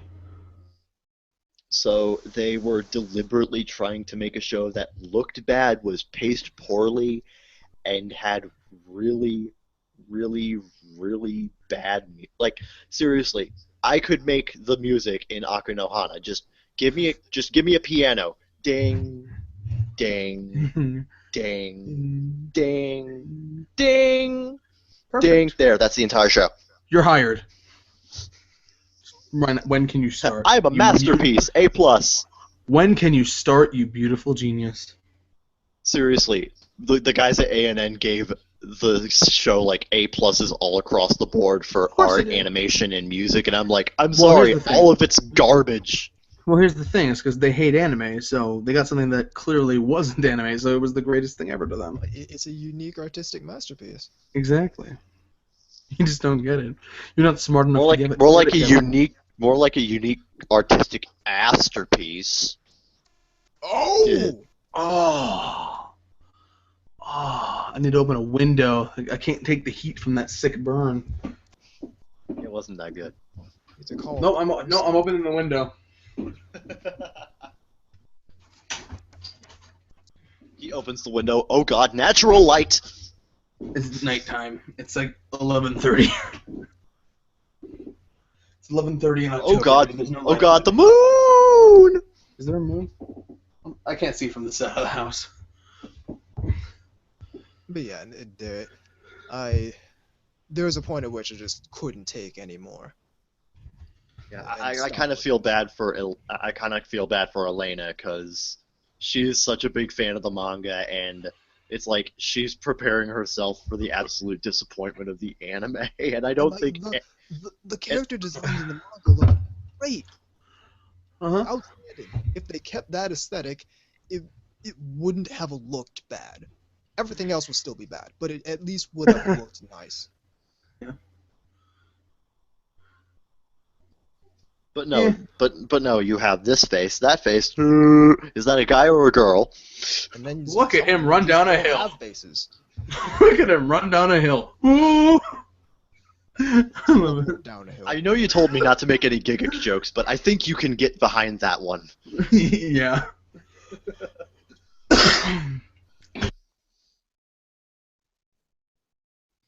Fucking even Giga knew it was crap, so why not?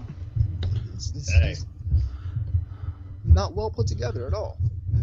Lackluster production all around, I would say, yes. Yeah.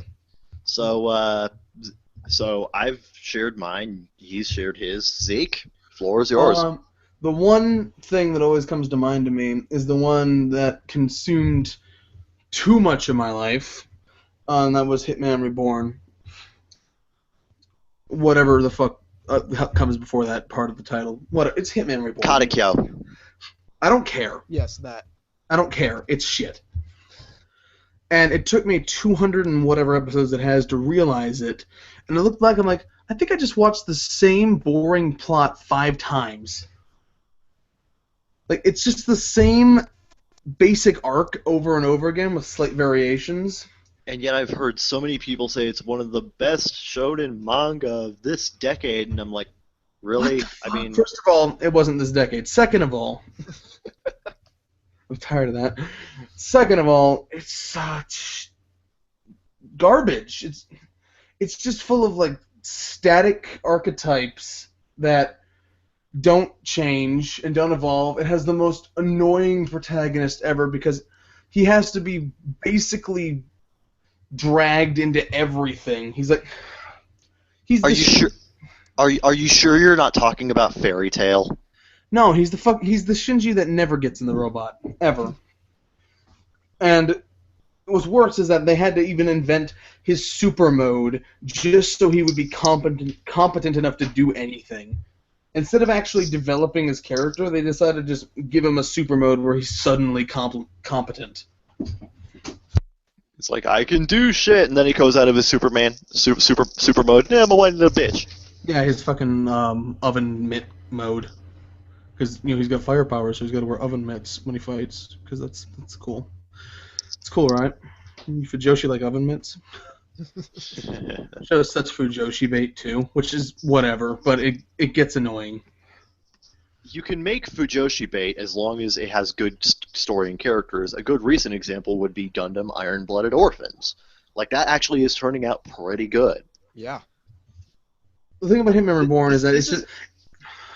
This is the first Gundam series in like 5 years that I'm actually interested in completing. But Kevin, those midsections... Your face has a midsection. At least It it's does. armored. True. But, what was I saying? Hitman Reborn starts out as basically a gag manga, and then after like 70 chapters suddenly becomes a shonen. Oh god, plot! Yeah, well, sort of. But it's always just like the same thing over again. Here's 7 more guys that, oh, look, they're foils to the main cast. Will they be forced to confront darker versions of themselves and grow as people? No, not really. Stuff will happen, jokes will be made again and again, and all is right with the world. Also something about clouds and colors and the mafia and something, I don't know. it's just dumb. Like, it's just... It started out as one thing, then it became a different thing, and then it kept repeating that thing over and over again, and it never worked, because it never progressed. It just happened. And at some point, didn't like every episode end up being like 15 minutes of backstory? No. Every episode was like 7 episodes long, because they had like fucking 10 minutes of recap, and the opening and ending themes, and then long previews. So you could here's at a certain point, once you get to like the future arc, you could literally watch every 3 episodes of that show and not miss a thing. That's how fucking ridiculous that got. You could. That was the joke. You could watch like every 3rd episode and not miss anything. Oh, you mean just like the original DBZ? Well, yeah, probably. Well, I don't know, because sometimes like an important episode just sneaks up out of nowhere. But there's nothing important about Hitman Reborn. It's all bullshit. I'm sick of people saying it's good. It's not good. You're stupid. I hate It's all like, you. remember what happened 50 episodes ago? Well, it's happening I again. respect your opinion. I respect the fact that your opinion is shit. So there was that. I didn't like it. Not a fan. Don't approve. I'm gonna keep saying different variations of that until I find something else on this list. Didn't appreciate that animated cartoon. Oh, I can just search by ranking. That's fine. Damn it! Such of the stuff I didn't rate. Pokemon. Hated Dragonar. Hated Dragonar a lot. I sat through all of that. The thing about Dragonar is that actually I put a review up. I think I already said it, so I'm going to quote my own words. Oh, there I am. I'm top rated review. 7 out of 8 users found this review helpful. Wow. Oh, there you go. This anime is literally 15% tentacle rape, 50% fan service, 20% as boring story, and maybe 5% dragons. Not recommended. Love it. Okay, here's my review. This show is almost fascinating in that it was actually made in 2014. Everything about this show just screams crappy fantasy borderline hentai mid-90s OVA series, but somehow it isn't. You could slap some VHS static on this, make the subtitles a huge yellow, badly translated mess, and convert it to 4:3, and nobody would know the goddamn difference. Wow. Yeah. Oh yeah, I made the Ash Ketchum joke because the guy's name was Ash. Gotta fuck 'em all. No. Nothing amounts to UN. anything. Nothing else to anything. Tentacle rape, Funimation censors, blah blah blah, dated animation. I hated the whole thing. It was fun to comment on Twitter, but that was about it. Yeah, So I everything hated about that show was bad except for the fact that you were able to talk about how shitty it was. That was the only Exactly. good thing.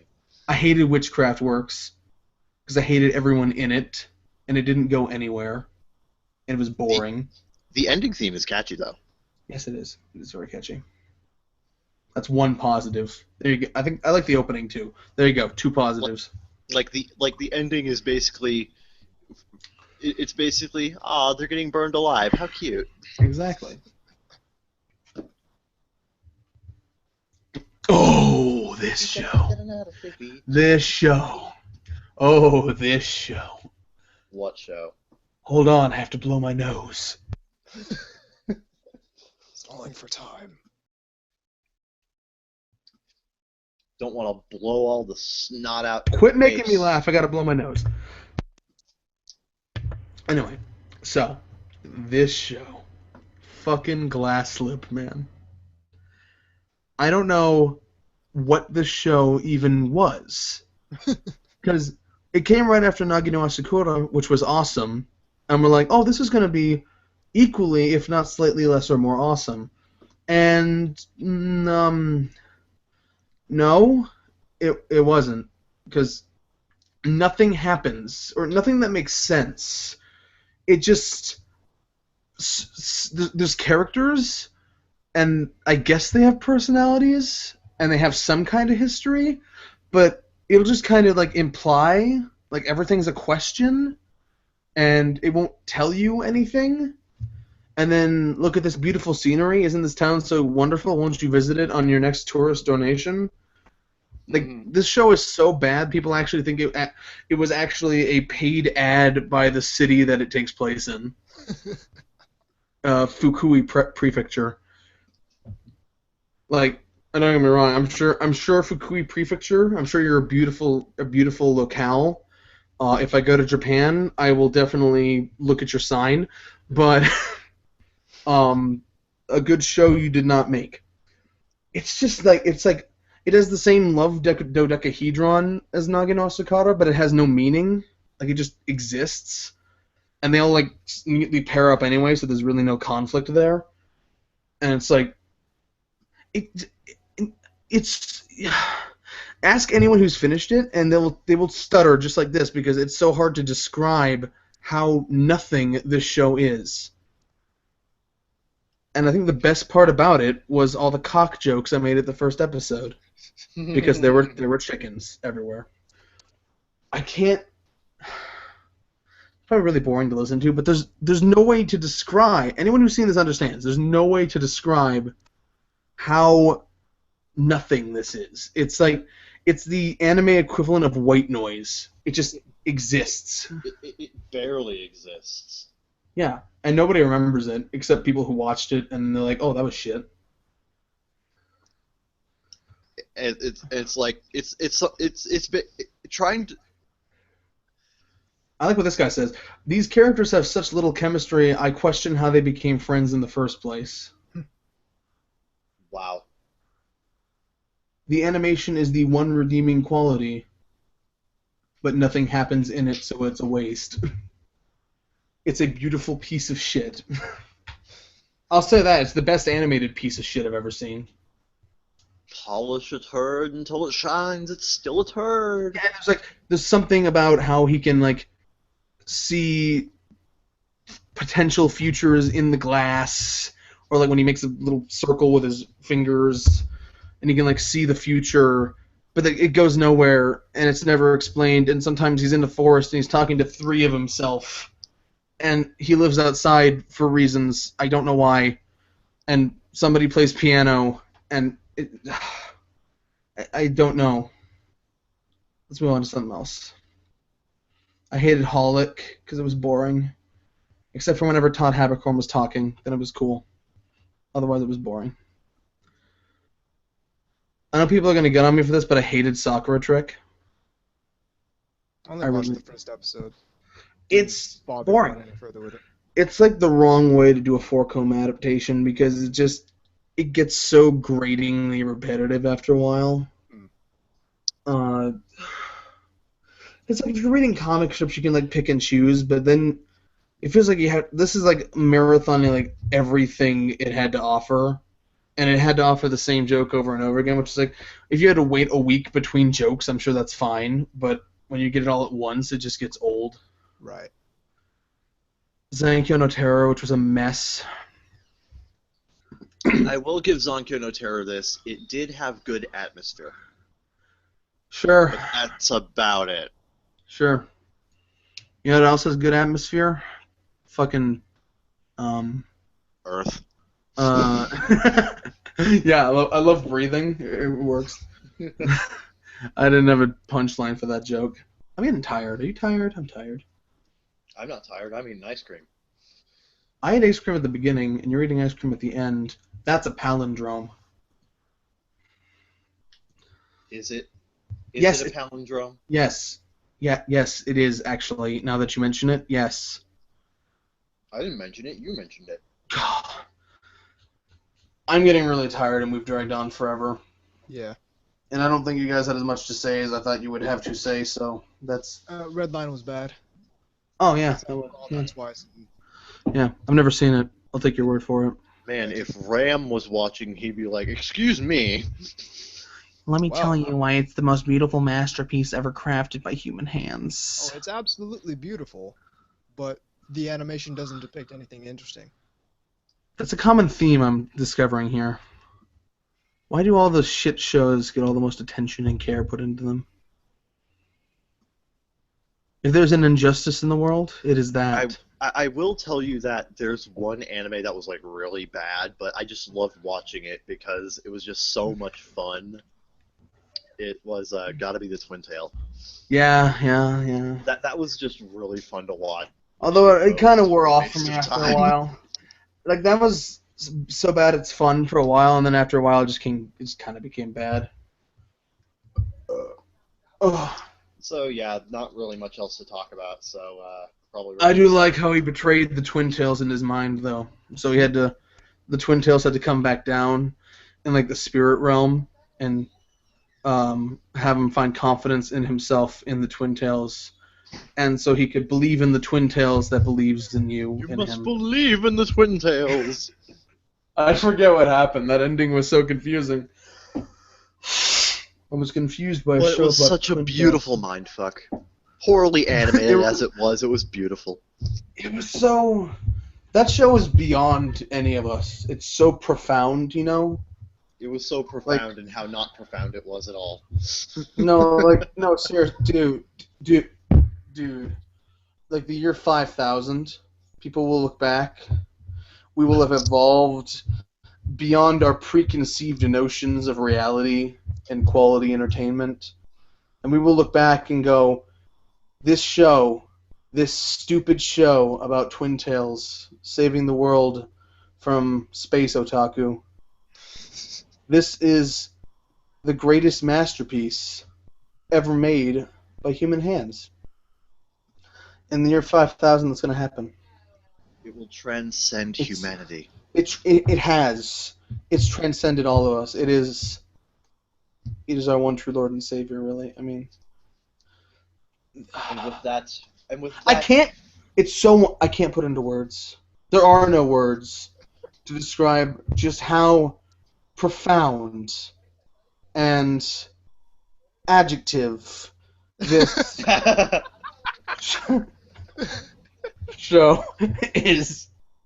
So And I with guess that, dear, and with all that, I dear can do viewers, is say that it was majestic and synonyms and other words. I think at So- the point at which we're devolving into Mad Libs, it's probably time to Yeah. bring it back. So, it guys. was such a beautiful noun that it verbed the pronoun. So, guys, we're not in the year 5000. We're in the year 2015, and you are people that exist. Where on this wide web can people find you? By now you should know. C Charmander K. That's Charmander, the Pokemon, with C at the beginning, K at the end. I have both a Twitter and a Tumblr. That's pretty presumptuous of you. Like, what if they don't know who Charizard is or Charmander is? Well, they better learn. Yeah. That was the real pre-otaku days. You didn't even know what Charmander was. Anubis, my wonderful friend, where can people find you on the internet? I am TeAnubis on Twitter. You can find my stuff at she'slostcontrol.net and yashike.moe. You can listen to NTR Radio at she'slostcontrol.net/NTR Radio. New episode as of last night. Yes, Yes. New episode of Otaku Midnight tomorrow. tomorrow. Back to back to back to back. The To back. podcast triple threat. Exactly. It's We're like the Cerberus with podcasts. we're the Triforce. We got a lot going on. Anyway, I'm Freak. You can find me on Twitter and Hummingbird and YouTube. Subscribe. Comment, like, subscribe, comment, like, share, comment, like, subscribe. I'm broken inside. Aren't I we always all? I always Aren't we forget. all? Stop interrupting me, Kevin. I always forget this, but you can email us with email at As opposed to what? I don't know. Standard text messaging rates may apply. We can email you via parcel. It works. We have the technology. You can email us at bakagaijinshow@gmail.com. unlike other lesser podcasts, I actually got the actual title in the email, so that's pretty cool. And don't worry about me missing a thing, because it redirects right to my email, so I never even have to log into that account. Ever. Ever. Yeah. So, this has been the Baka Gaijin Show. Zeke Freak out. Ciao, ciao for now.